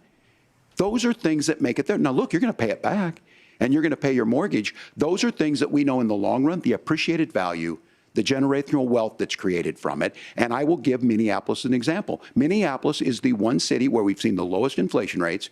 We've seen a 12% increase in stock because we've put some of these things in, and we're implementing a state program to make sure we give some of that down payment assistance. We get it back from people because here's what we know. People with stable housing end up with stable jobs. People with stable housing have their kids able to get to school. All of those things in the long run end up saving our money. And that's the thing that I think we should be able to find some common ground in, but we can't blame immigrants for the only reason. That's not the case that's happening in many cities. The fact of the matter is that we don't have enough naturally affordable housing, but we can make sure that the government's there to help kickstart it, create that base. Governor, your time is up. Senator Vance, as far as your campaign's position, the promise is to seize federal lands to build homes, remove regulation, provide tax breaks, and cut back on immigration, which you say pushes up prices. Where are you going to build all the new homes you're promising, and what part of any of this plan will provide immediate relief? You have 2 minutes. Well, first of all, Tim just said something that I agree with. We don't want to blame immigrants for higher housing prices, but we do want to blame Kamala Harris for letting in millions of illegal aliens into this country, which does drive up costs, Tim. 25 million illegal aliens competing with Americans for scarce homes is one of the most significant drivers of home prices in the country. It's why we have massive increases in home prices that have happened right alongside massive increases in illegal alien populations under Kamala Harris's leadership. Now, Tim just mentioned a bunch of ideas. Now, some of those ideas I actually think are halfway decent, and some of them I disagree with. But the most important thing here is Kamala Harris is not running as a newcomer to politics. She is the sitting vice president. If she wants to enact all of these policies to make housing more affordable, I invite her to use the office that the American people already gave her, not sit around and campaign and do nothing while Americans find the American dream of homeownership completely unaffordable. Now, you asked, Margaret, what would immediately change the equation for American citizens if you lower energy prices? As Donald Trump says, drill, baby, drill. One of the biggest drivers of housing costs, aside from illegal immigration, is, think about it. If a truck driver's paying 40% more for diesel, then the lumber he's delivering to the job site to build the house is also going to become a lot more expensive. If we open up American energy, you will get immediate pricing relief for American citizens, not, by the way, just in housing, but in a whole host of other economic goods, too. Senator Vance, you still have 23 seconds there. Do you want to answer? Can I have it? Where, yeah. Governor, we will get to you in a moment. But, Senator, where are you going to seize the federal lands? Can you clarify? Well, what Donald Trump has said is we have a lot of federal lands that aren't being used for anything. They're not being used for national park. They're not being used, and they could be places where we build a lot of housing. And I do think that we should be opening up building in this country. We have a lot of land that could be used. We have a lot of Americans that need homes. We should be kicking out illegal immigrants who are competing for those homes, and we should be building more homes for the American citizens who deserve to be here. Senator, your time is up. Governor, I do want to let you respond to the allegation that the vice president is letting in. Well, of course, that's not true. And again, you have the facts. I guess we agreed not to fact check. I'll check it. That, look, crossings are down compared to when Donald Trump left office. But it's, again, blaming and not trying to find the solution. I was going to ask, though, on this question, are we going to drill and build houses in the same federal land? And I think when people hear federal lands, these are really important pieces of land. Now, Minnesota doesn't have a lot of federal lands. I know in the western part of the countries we do. There's not a lot of federal lands in and around Minneapolis, for example. So the issue is I don't understand the federal lands issue unless we see this, and I worry about this as someone who cares deeply about our national parks and our federal lands. Look, Minnesota, we protect these things. We've got about 20% of the world's fresh water. These lands protect. They're there for a reason. They belong to all of us. But again, this is when you view housing and you view these things as commodities. Like, there's a chance to make money here. Let's take this federal land and let's sell it to people for that. I think there's better ways to do this. We've seen it in Minnesota. We're able to refurbish some of these houses. We're able to make some investments. That gets people in. And I'm still on the fact on this. Economists, Senator Vance, you said you don't like the economists. Which economists are saying that it is immigrants that's adding to the cost? Governor, your time is up. But Senator, on that point, I'd like for you to clarify. There are many contributing factors to high housing costs. What evidence do you have that migrants are part of this problem? Well, there's a Federal Reserve study that we're happy to share after the debate. We'll put it up on social media, actually, that really drills down on the connection between increased levels of migration, especially illegal immigration, and higher housing prices. Now, of course, Margaret, that's not the entire driver of higher housing prices. It's also the regulatory regime of Kamala Harris. Look, we are a country of builders. We're a country of doers. We're a country of explorers. But we increasingly have a federal administration that makes it harder to develop our resources, makes it harder to build things, and wants to throw people in jail for not doing everything exactly as Kamala Harris says they have to do. And what that means is that you have a lot of people who would love to build homes who aren't able to build homes. I actually agree with Tim Walz. We should get out of this idea of housing as a commodity. But the thing that has most turned housing into a commodity is giving it away to millions upon millions of people who have no legal right to be here. What are the federal regulations? I deal with this as a governor. You can very quickly reply. I'm sorry. I get this as a governor, and I don't necessarily disagree with that in some cases, many of those are local, many of them are state. I don't know which ones are federal, but I think whenever we talk regulations, people think they can get rid of them. I think you want to be able to get out of your house in a fire. I think you want to make sure that it's fireproof and those types of things. So which are the regulations? Because the vice president's not responsible for those. Congress writes those. Governor, thank you. Gentlemen, we have a lot to get to. You're passionate about the housing crisis, I can tell. But Nora? Thank you. One of the top problems facing Americans is the high cost of health care. Senator Vance, at the last presidential debate, former President Trump was asked about replacing the Affordable Care Act. In response, he said, "I have concepts of a plan." Since then, Senator, you've talked about changing how chronically ill Americans get health insurance. Can you explain how that would work? And can you guarantee that Americans with pre-existing conditions won't pay more? I'll give you 2 minutes. Well, of course, we're going to cover Americans with pre-existing conditions. In fact, a lot of my family members have gotten health care I believe, members of my family actually got private health insurance, at least for the first time, switched off of Medicaid onto private insurance for the first time under Donald Trump's leadership. And I think that, a lot of people have criticized this concepts of a plan remark. Look, it's very simple common sense. I think as Tim Walz knows from 12 years in Congress, you're not going to propose a 900-page bill standing on a debate stage. It would bore everybody to tears, and it wouldn't actually mean anything because part of this is the give and take of bipartisan negotiation. Now, when Donald Trump was actually president, and again, he has a record to be proud of, prescription drugs fell in 2018 for the first time in a very long time. Under Kamala Harris's leadership, prescription drugs are up about 7%. Under Donald Trump's entire 4 years, they were up about 1.5%. He introduced pricing transparency. Think about healthcare. You go into a hospital, you try to buy something, and nobody knows what it actually costs. That price transparency will actually give American consumers a little bit more choice and will also drive down costs. And we talked about, the reinsurance regulations is what I was talking about. Look, Donald Trump has said that if we allow states to experiment a little bit on how to cover both the chronically ill but the non-chronically ill, it's not just a plan. He actually implemented some of these regulations when he was president of the United States. And I think you can make a really good argument that it salvaged Obamacare, which was doing disastrously until Donald Trump came along. And I think this is an important point about President Trump. Of course, you don't have to agree with everything that President Trump has ever said or ever done. But when Obamacare was crushing under the weight of its own regulatory burden and healthcare costs, Donald Trump could have destroyed the program. Instead, he worked in a bipartisan way to ensure that Americans had access to affordable care. It's not perfect, of course, and there's so much more that we can do. But I think that Donald Trump has earned the right to put in place some better healthcare policies. He's earned it because he did it successfully the first time. Governor? All right, here's where being an old guy gives you some history. I was there at the creation of the ACA. And the reason it was so important is I come from a major healthcare state, home of the Mayo Clinic, home to Medical Alley, 3M, Medtronic, all of those. We understand healthcare. It's why we're ranked first on affordability and accessibility and quality of healthcare.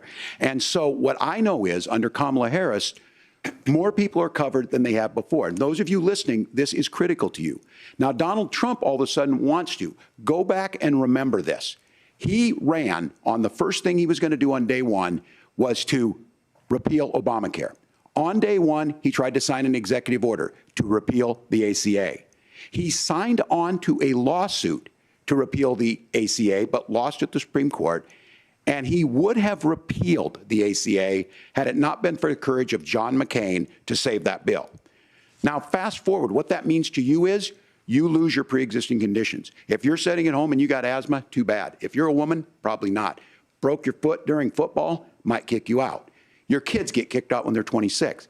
Kamala Harris negotiated drug prices for the first time with Medicare. We have 10 drugs that will come online, the most common ones that'll be there. But look, this issue, and when Donald Trump said, I've got a concept of a plan, it cracked me up as a fourth grade teacher because my kids would have never given me that. But what Senator Vance just explained might be worse than a concept, because what he explained is pre-Obamacare. And I'll make this as simple as possible because I have done this for a long time. What they're saying is, if you're healthy, why should you be paying more? So what they're going to do is let insurance companies pick who they insure, because guess what happens? You pay your premium, it's not much. They figure they're not going to have to pay out to you. But those of you a little older, gray, got cancer, you're going to get kicked out of it. That's why the system didn't work. Kamala Harris will protect and enhance the ACA. Governor, thank you. Senator, you have not yet explained how you would protect people with pre-existing conditions or laid out that plan. Well, look, we currently have laws and regulations in place right now that protect people with pre-existing conditions. We want to keep those regulations in place, but we also want to make the health insurance marketplace function a little bit better. Now, what Governor Walz just said is actually not true. A lot of what happened, and the reason that Obamacare was crushing under its own weight, is that a lot of young and healthy people were leaving the exchanges. Donald Trump actually helped address that problem, and he did so in a way that preserved people's access to coverage who had pre-existing conditions. But again, something that these guys do is they make a lot of claims about if Donald Trump becomes president, all of these terrible consequences are going to ensue. But in reality, Donald Trump was president. Inflation was low. Take-home pay was higher. And he saved the very program from a Democratic administration that was collapsing and would have collapsed absent his leadership. He did his job, which is govern in a bipartisan way and get results, not just complain about problems, but actually solve them. Governor, did enrollment under the Affordable Care Act go up under the Trump administration? It's higher now that we've seen it go up. Look, people are using it. The system works. And the question about this of young people or whatever, that's the individual mandate piece of this. And Republicans fought tooth and nail saying, well, Americans should be free to do this. Well, then what happens is... So you think the individual mandate's a good idea? You shrink. I think the idea of making sure the risk pool is broad enough to cover everyone, that's the only way insurance works. When it doesn't, it collapses. You are asking pre-ACA where we get people out. Look, people know that they need to be on health care. People expect it to be there.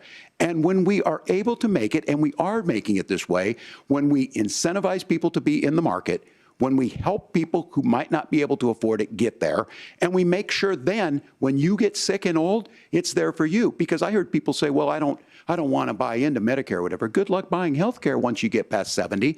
So look, the ACA works. We can continue to do better. Kamala Harris did that. The way she made everything better was negotiating those 10 drugs on Medicare for the first time in American history. Thank you. Margaret? Can I address that? I apologize. We're out of time. We have a number of subjects to discuss. Margaret? Let's talk about families in America. There is a child care crisis in this country, and the United States is one of the very few developed countries in the world without a national paid leave program for new parents. Governor Walz, you've said that if Democrats win both the White House and Congress, this is a day one priority for you. How long should employers be required to pay workers while they are home taking care of their newborns? You have 2 minutes. Yeah, well, that's negotiable, and that's what Congress works. But here's what the deal is. Americans sitting out there right now, you may work for a big company. Look, we're home in Minnesota to some of the largest Fortune 500 companies. Kamala Harris knows that in California. Those companies provide paid family and medical leave. One is, I think they're moral and they think it's a good thing, but it also keeps their employees healthy.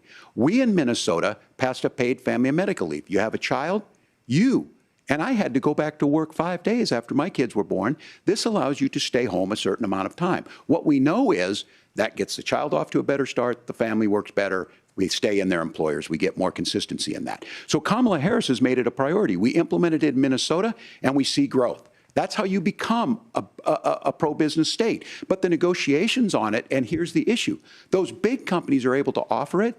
Those of you out there who don't have it, just imagine what happens if you get cancer or your child gets sick. We know what happens. You end up staying home. In some places, that means no paycheck because you've got no protection on that.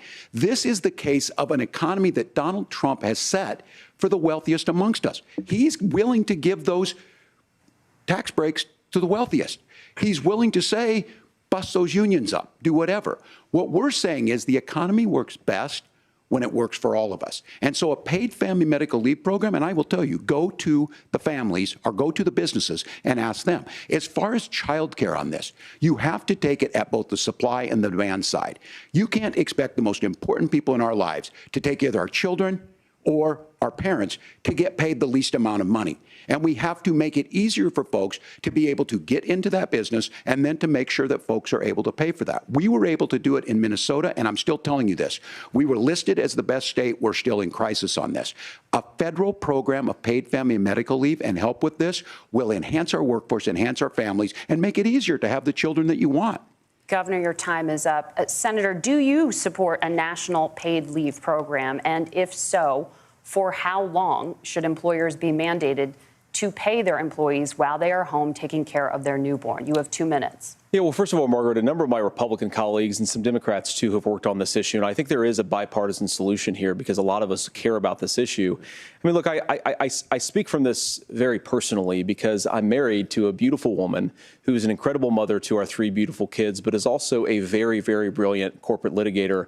And I'm so proud of her. But being a working mom, even for somebody with all of the advantages of my wife, is extraordinarily difficult. And it's not just difficult from a policy perspective. She actually she had access to paid family leave because she worked for a bigger company. But the cultural pressure on young families and especially young women, I think makes it really hard for people to choose the family model they want. A lot of young women would like to go back to work immediately. Some would like to spend a little time home with the kids. Some would like to spend longer at home with the kids. We should have a family care model that makes choice possible. And I think this is a very important substantive difference between Donald Trump and Kamala Harris's approach. I mean, look, if you look at the federal programs that we have that support paid family leave right now, the Community Development Block Grant, and there's another block grant program that spends a lot of money from the federal government. These programs only go to one kind of childcare model. Let's say you'd like your church maybe to help you out with childcare. Maybe you live in a rural area or an urban area and you'd like to get together with families in your neighborhood to provide childcare in the way that makes the most sense. You don't get access to any of these federal monies. We want to promote choice in how we deliver family care and how we promote childcare because, look, it is unacceptable. And, you know, of course, Tim and I have been on the campaign trail a lot the past 7 or 8 weeks. And one of the biggest complaints I hear from young families is people who feel like they don't have options, like they're choosing between going to work or taking care for their kids. That is an incredible burden to put on American families. We're the only country that does it. I think we could do a heck of a lot better. Senator, thank you. You have also said, Senator Vance, many things about the American family. The Federal Reserve says parents will spend nearly as much on child care as they do on housing each month.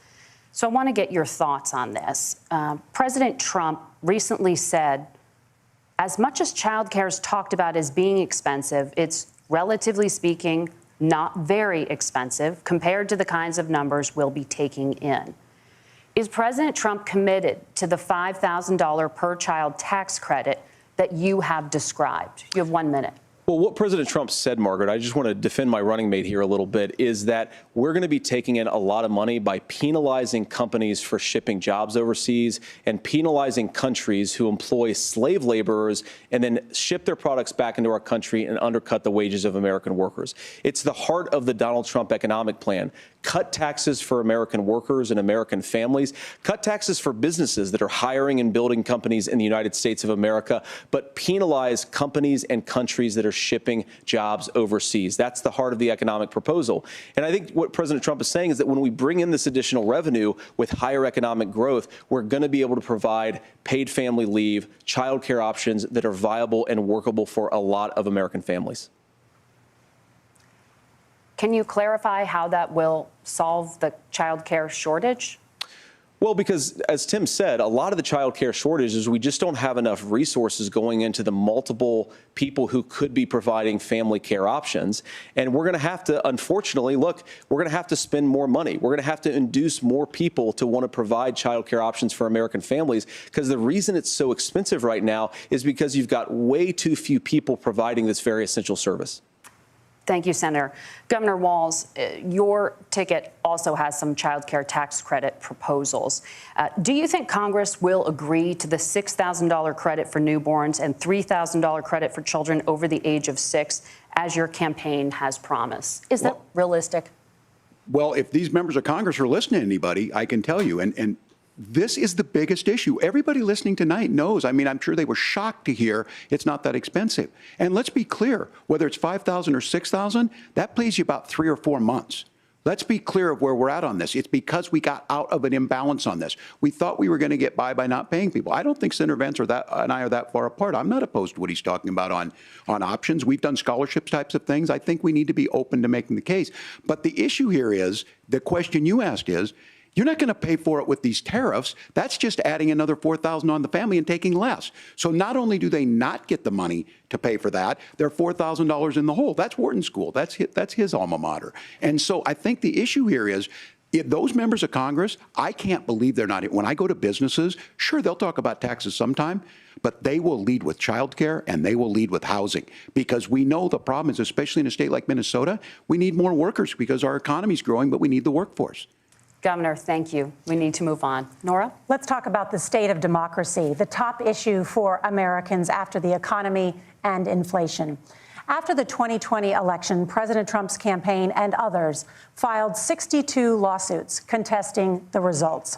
Judges, including those appointed by President Trump and other Republican presidents, looked at the evidence and said there was no widespread fraud. The governors of every state in the nation, Republicans and Democrats, certified the 2020 election results and sent a legal slate of electors to Congress for January 6th. Senator Vance, you have said you would not have certified the last presidential election and would have asked the states to submit alternative electors. That has been called unconstitutional and illegal. Would you again seek to challenge this year's election results, even if every governor certifies the results? I'll give you 2 minutes. Well, Nora, first of all, I think that we're focused on the future. We need to figure out how to solve the inflation crisis caused by Kamala Harris's policies, make housing affordable, make groceries affordable, and that's what we're focused on. But I want to answer your question because you did ask it.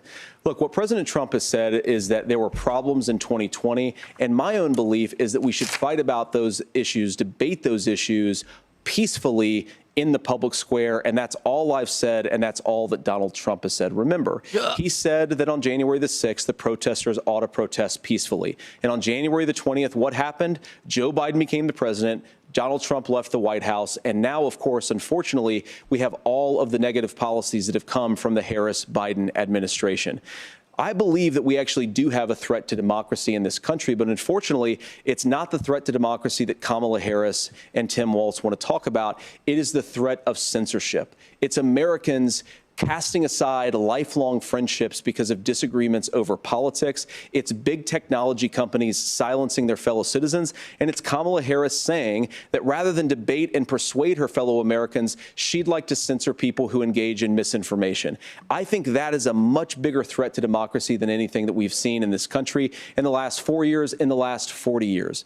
Now, I'm really proud, especially given that I was raised by two lifelong blue-collar Democrats, to have the endorsement of Bobby Kennedy Jr. and Tulsi Gabbard, lifelong leaders in the Democratic coalition. And of course, they don't agree with me and Donald Trump on every issue. We don't have to agree on every issue, but we're united behind a basic American First Amendment principle that we ought to debate our differences. We ought to argue about them. We ought to try to persuade our fellow Americans. Kamala Harris is engaged in censorship at an industrial scale. She did it during COVID. She's done it over a number of other issues. And that, to me, is a much bigger threat to democracy than what Donald Trump said when he said that protesters should peacefully protest on January the 6th. Governor?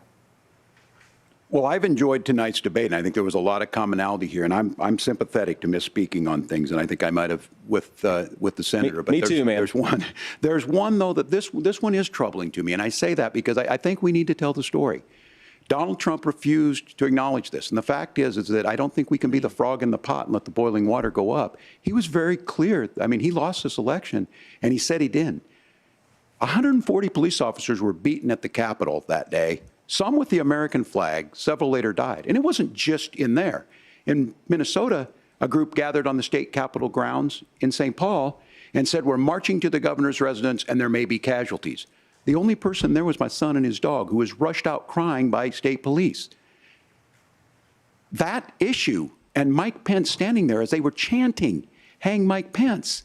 Mike Pence made the right decision. So, Senator, it was adjudicated over and over and over. I worked with kids long enough to know, and I said as a football coach, sometimes you really want to win, but the democracy is bigger than winning an election.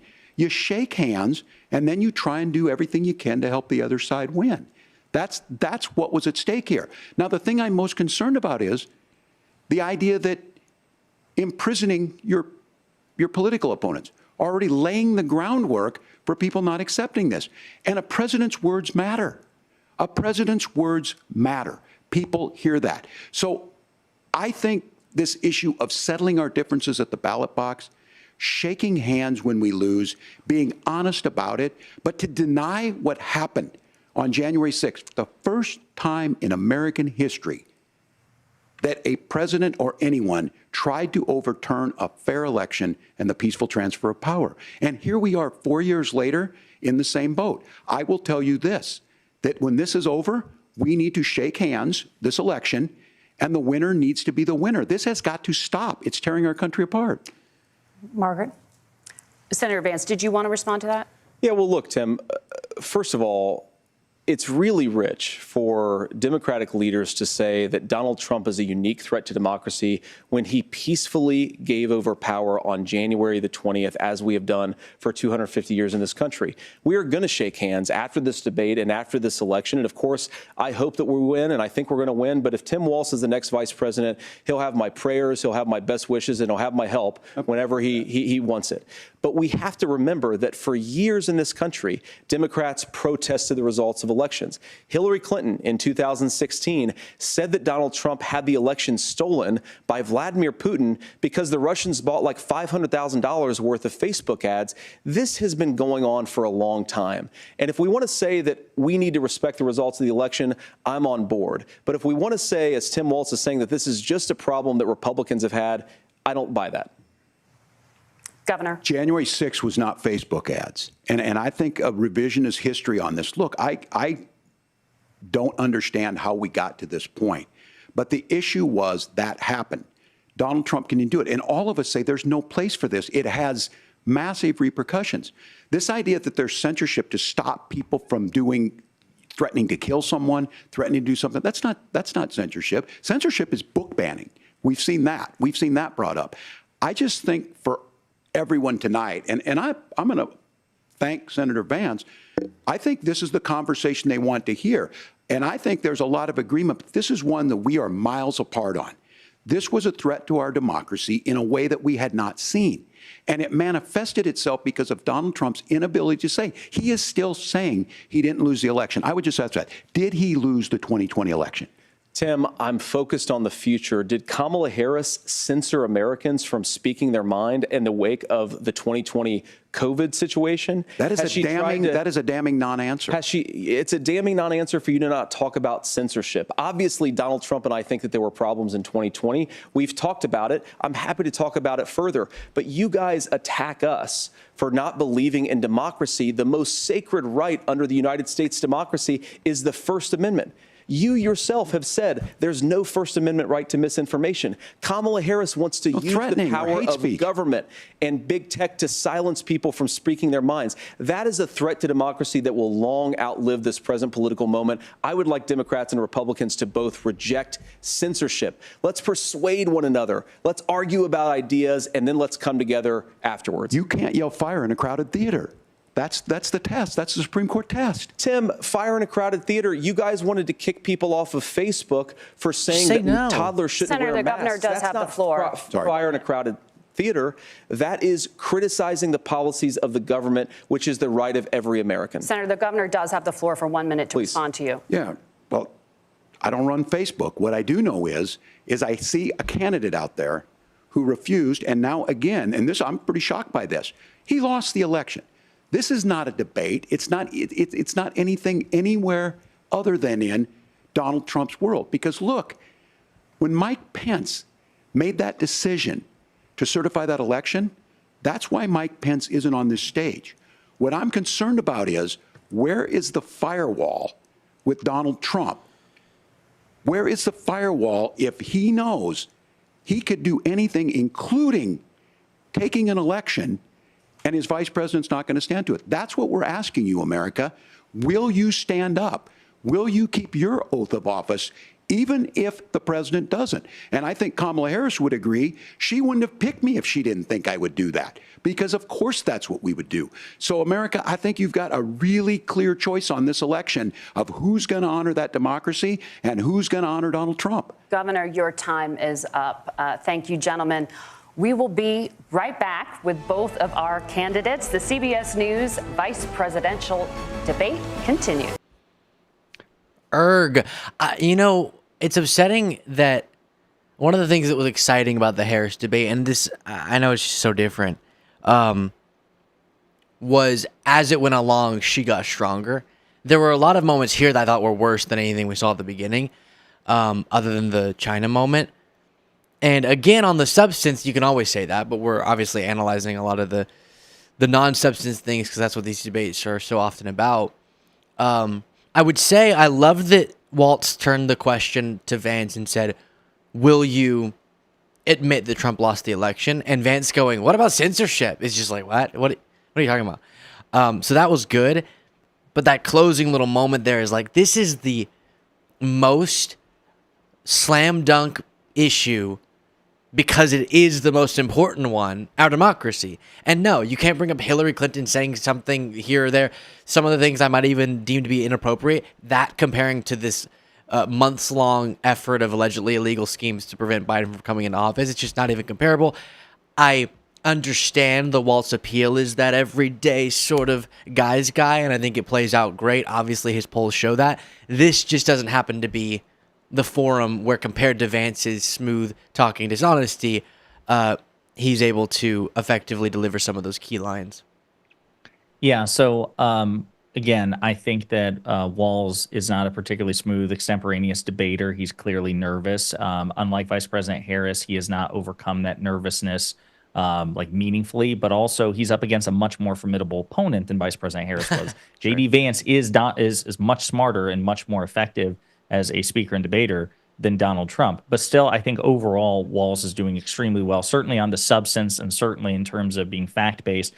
His answers to questions about abortion and gun control and January 6th. These are all very effective, passionate response. Housing as well, healthcare. I think these are really, really good moments. Vance is just a more consistently smooth liar. I think that that exchange about January 6th was excellent. Could Walz have still done better and stayed on message even more? Perhaps. But asking that question, flipping it, do you agree that Donald Trump lost? You could make the case that Vance lost the debate because nothing. The only thing that Walz did, which was as clumsy as what Vance did, was when he misspoke and said that I became friends with school shooters. But everyone's going to know that he misspoke there because of nerves. Yeah. Whereas Vance refusing to answer the question about did Donald Trump win the election, that wasn't because of nervousness. That's because he can't answer the question truthfully. And even though January 6th isn't front and center on Americans' brains, when January 6th is mentioned and is polled, more Americans than not still find it disgraceful and pathetic, and they don't like Donald Trump's refusal to accept the results of elections.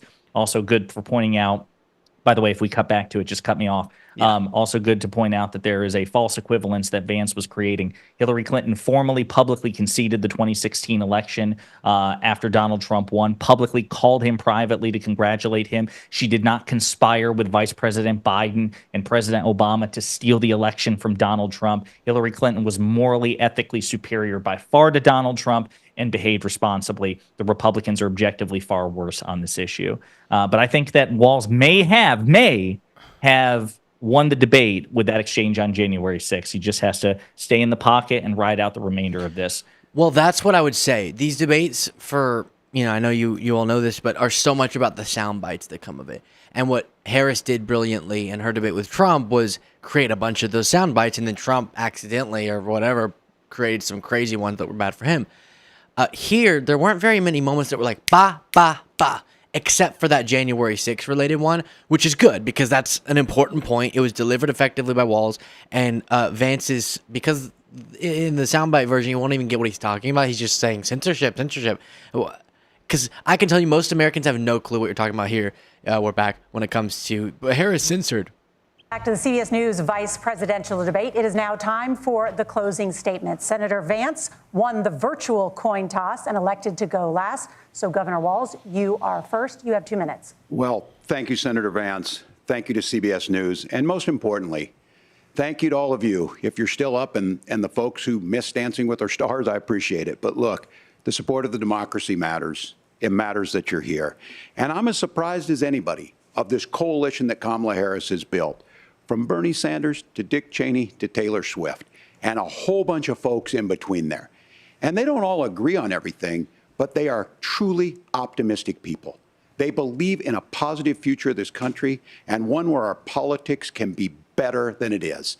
And I have to tell you, that better than it is the sense of optimism that there can be an opportunity economy that works for everyone, not just to get by, but to get ahead. And the idea that freedom really means something. Not the freedom of government to be in your bedroom or exam room, but the freedom for you to make choices about yourself. Now, look, we all know who Donald Trump is. He's told us, and as Maya Angelou said, believe him when he told you that. His first inaugural address talked about American carnage, and then he spent 4 years trying to maybe do that. Senator Vance tonight made it clear he will stand with Donald Trump's agenda. He will continue to push down that road. Excuse me.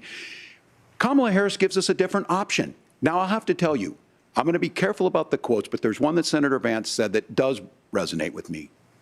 He said, Donald Trump makes the people I care about afraid. A lot of America feels that way. We don't need to be afraid. Franklin Roosevelt was right. All we have to fear is fear itself. Kamala Harris is bringing us a new way forward. She's bringing us a politics of joy. She's bringing real solutions for the middle class, and she's centering you at the heart of that. All the while asking everyone, join this movement, make your voices heard. Let's look for a new day where everybody gets that opportunity and everybody gets a chance to thrive. I humbly ask for your vote on November 5th for Kamala Harris. Governor Walz, thank you. Senator Vance, your closing statement. Strong. Well, I want to thank Governor Walz, you folks at CBS, and of course the American people for tuning in this evening. And one of the issues we didn't talk about was energy. And I remember when I was being raised by my grandmother, when she didn't have enough money to turn on the heat some nights because Ohio gets pretty cold at night and because money was often very tight. And I believe, as a person who wants to be your next vice president, that we are a rich and prosperous enough country where every American, whether they're rich or poor, ought to be able to turn on their heat in the middle of a cold winter night. That's gotten more difficult thanks to Kamala Harris's energy policies. I believe that whether you're rich or poor, you ought to be able to afford a nice meal for your family. That's gotten harder because of Kamala Harris's policies. I believe that whether you're rich or poor, you ought to be able to afford to buy a house. You ought to be able to live in safe neighborhoods. You ought to not have your communities flooded with fentanyl. And that, too, has gotten harder with because of Kamala Harris's policies. Now, I've been in politics long enough to do what Kamala Harris does when she stands before the American people and says that on day one, she's going to work on all these challenges I just listed. She's been the vice president for 3.5 years. Day one was 1,400 days ago, and her policies have made these problems worse. Now, I believe that we have the most beautiful country in the world. I meet people on the campaign trail who can't afford food, but have the grace and generosity to ask me how I'm doing and to tell me they're praying for my family. What that has taught me is that we have the greatest country, the most beautiful country, the most incredible people anywhere in the world. But they're not going to be able to achieve their full dreams with the broken leadership that we have in Washington. They're not going to be able to live their American dream if we do the same thing that we've been doing for the last 3.5 years. We need change. We need a new direction. We need a president who has already done this once before and did it well. Please vote for Donald Trump. And whether you vote for me or vote for Tim Walz, I just want to say I'm so proud to be doing this, and I'm rooting for you. God bless you, and good night. Senator Vance, thank you. And thank you both for participating in the only vice presidential debate of this election cycle. I'm Margaret Brennan. And I'm Nora O'Donnell. And a reminder, there are just 35 days until Election Day. Please get out and vote. And for all of us here at CBS News, thank you and good night.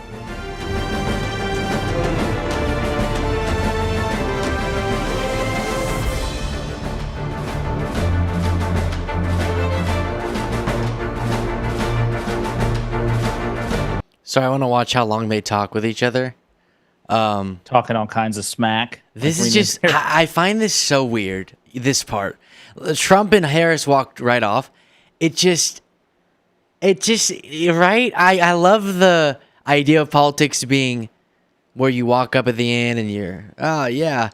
But just something feels off. I wonder if he's like saying, Walt, Tim, can you introduce me to those school shooters that you said you befriended? Oh, gosh.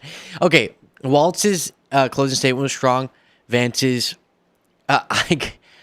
while delivered rhetorically effectively, I cannot, it's fine. This is the world we live in. You and I are really lucky for the jobs we have. I need to not get so angry about having to hear these talking points so often. But, hello. Yes, she's been vice president. Whatever. Facts don't matter because she's been vice president as a part of an administration that has seen policy successes along with results that while the pain that was left behind by the pandemic and Trump's mishandling of it is still so present, I wish people would dive into what were the causes of the pain and then how were those things handled by the people currently in power. And then this whole, well, why hasn't she done anything while she's in power thing? Yeah, other than the more legislatively effective record of Biden-Harris than we've seen in decades from an administration. So that was the big premise of his thing. The unfortunate part, Josiah, and I don't know how to break through to people who just refuse to sort of engage with some of the stuff we talk about on a daily basis. That works on a lot of people. A lot of people hear, wait, you're right. A lot of problems I feel like have been exacerbated in the last few years. That must be not because of a global crisis that then was handled effectively by Biden-Harris, but instead because of them. Yeah, I don't know how to. No, the words listen, I've chosen to use. No, listen. So I think that part is so important, and maybe others don't. Maybe because, in my opinion, professional Democratic surrogates and politicians are not spending nearly enough time on this, and they're doing it professionally. So maybe they know something we don't. Maybe it wouldn't be effective to say exactly what you said, what I have said repeatedly in the fact checks, which is if the standard is that the person in power did not accomplish a thing, ergo they are unfit to wield that power again. That's a fine standard to have. Probably a bit reductive, given that we do have separation of powers and 2 political parties and 3 branches of government. But that's a fine standard to have. By that definition, though, you should hold your own party to the same standard. Donald Trump wasn't vice president. The vice president of the United States has very few constitutional duties. They preside over the Senate, and not even that anymore because they're more a creature of the executive branch. That's why you have a Senate president pro tem who presides over hearings in the Senate. So even that is no longer really the case for vice presidents, except for like special occasions, states of the union, the certification of electoral ballots, electoral college ballots during January 6th. Other than that, their constitutional authority is to have a pulse in the event that the president of the United States dies or resigns. That's it. So everything else in their purview comes from what the president is willing to give them, not because they have the constitutional authority to snap their fingers. So with that in mind, Donald Trump wasn't vice president. He was president. He was the most powerful man on earth, the most powerful person in this country for 4 years. And he failed to get done far more. Like his agenda, even this is something I've said before, take value out of the equation. Let's say that you hate everything that Joe Biden and Vice President Harris have done, and you love everything that Trump did. The bottom line is if you look at their agenda, who checked off more boxes? Even if you hate the fact that they did, because you hate what they did, you disagree with everything.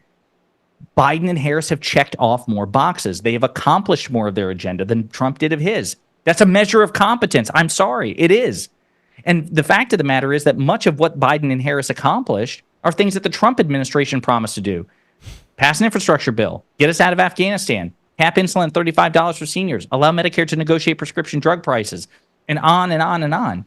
Biden and Harris got that done. Trump failed. So by that logic, Trump is less fit to be president, objectively, than Kamala Harris because she hasn't actually been president. So yeah, there's probably a way, where it's not 11 o'clock at night for, messengers and surrogates to make that more succinct. But I do think that's a point worth making because it's something that Trump and Vance are hitting a lot. Why can't you do it now? Why can't you do it now? Why can't you do it now? And I think that some response has to be made. Yeah, I hear you. They would say, and this works on people, well, we do just want to go back to what we had under Trump. Do you know what I mean? Like, oh, no, well, Trump did everything great, so we want that. Yeah, I struggle with, but I guess those people you're not going to reach. I don't know.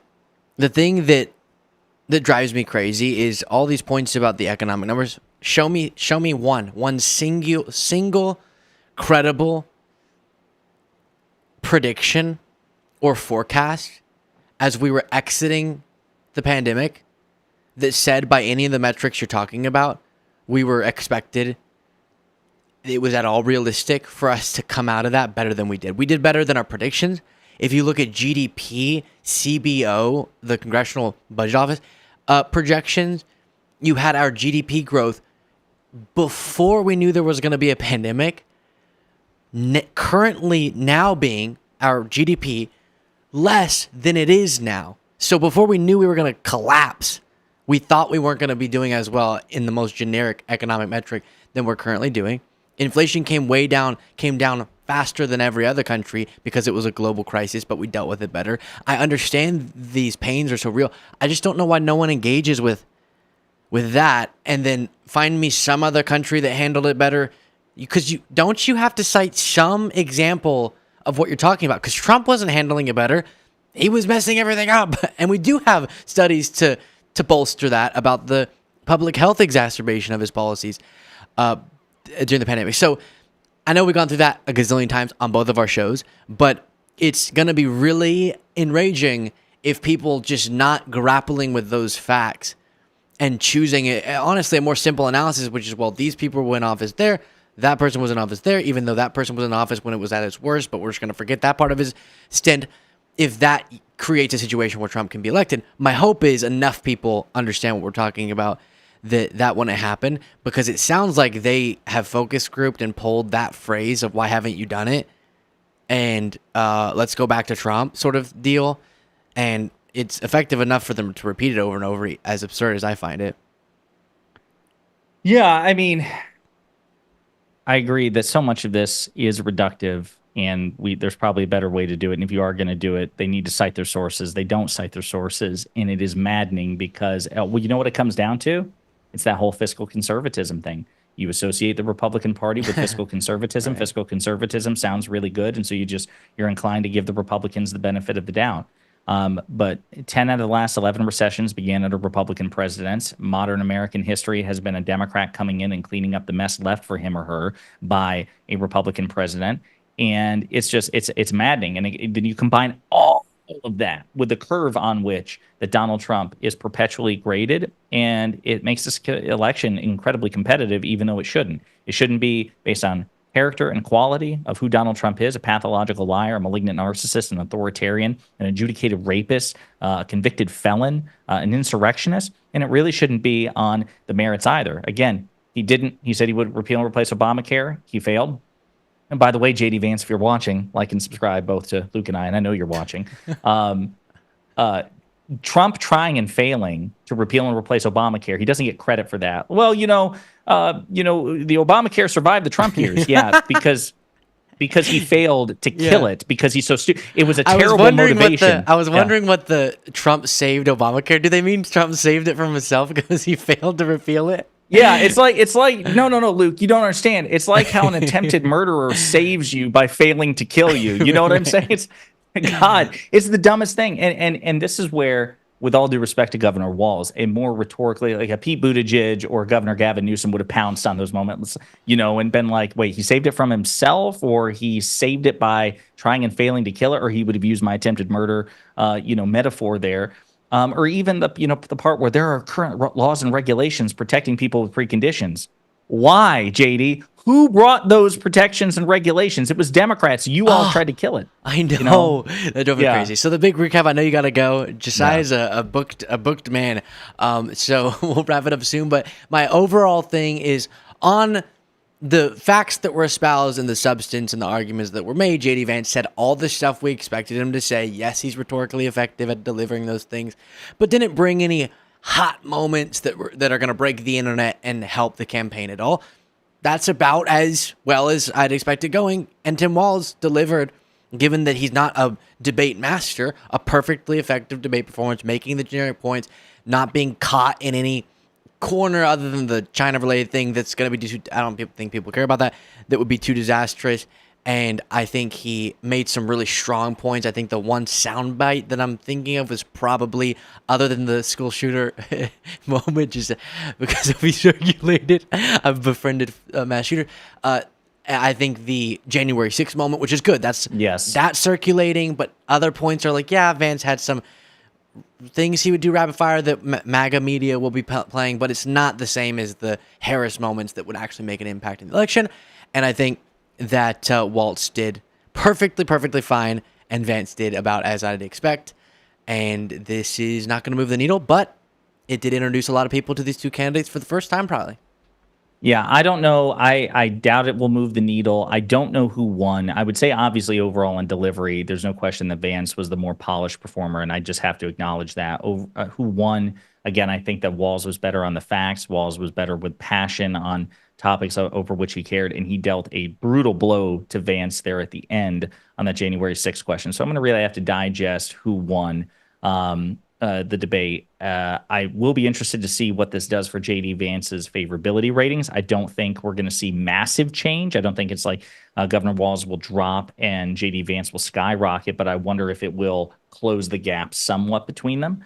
And yeah, I'll have more fully fleshed thoughts out tomorrow. But Luke, first and foremost, I love doing this with you, buddy. It was a lot of fun. even the moments where I was like, again, like some of the gaffes. But yeah, I'm still pretty confident about this election. But it was fun doing this debate coverage with you. And it's sad that this is probably the last debate coverage we'll get to do because Trump keeps running away from the vice president. Till the next election cycle, we'll still be here.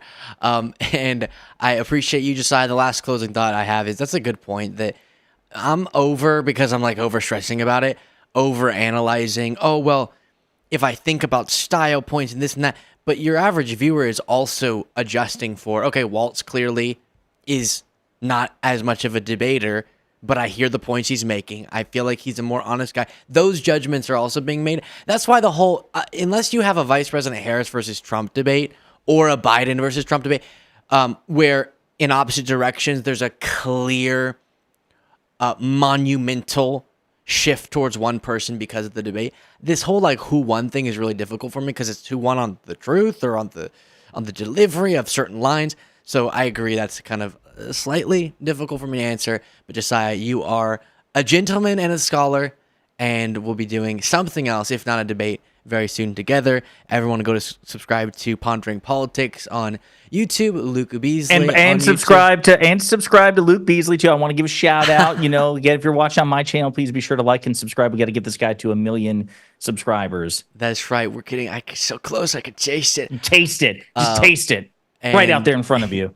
Y'all have a wonderful night. We'll see you on our respective shows tomorrow.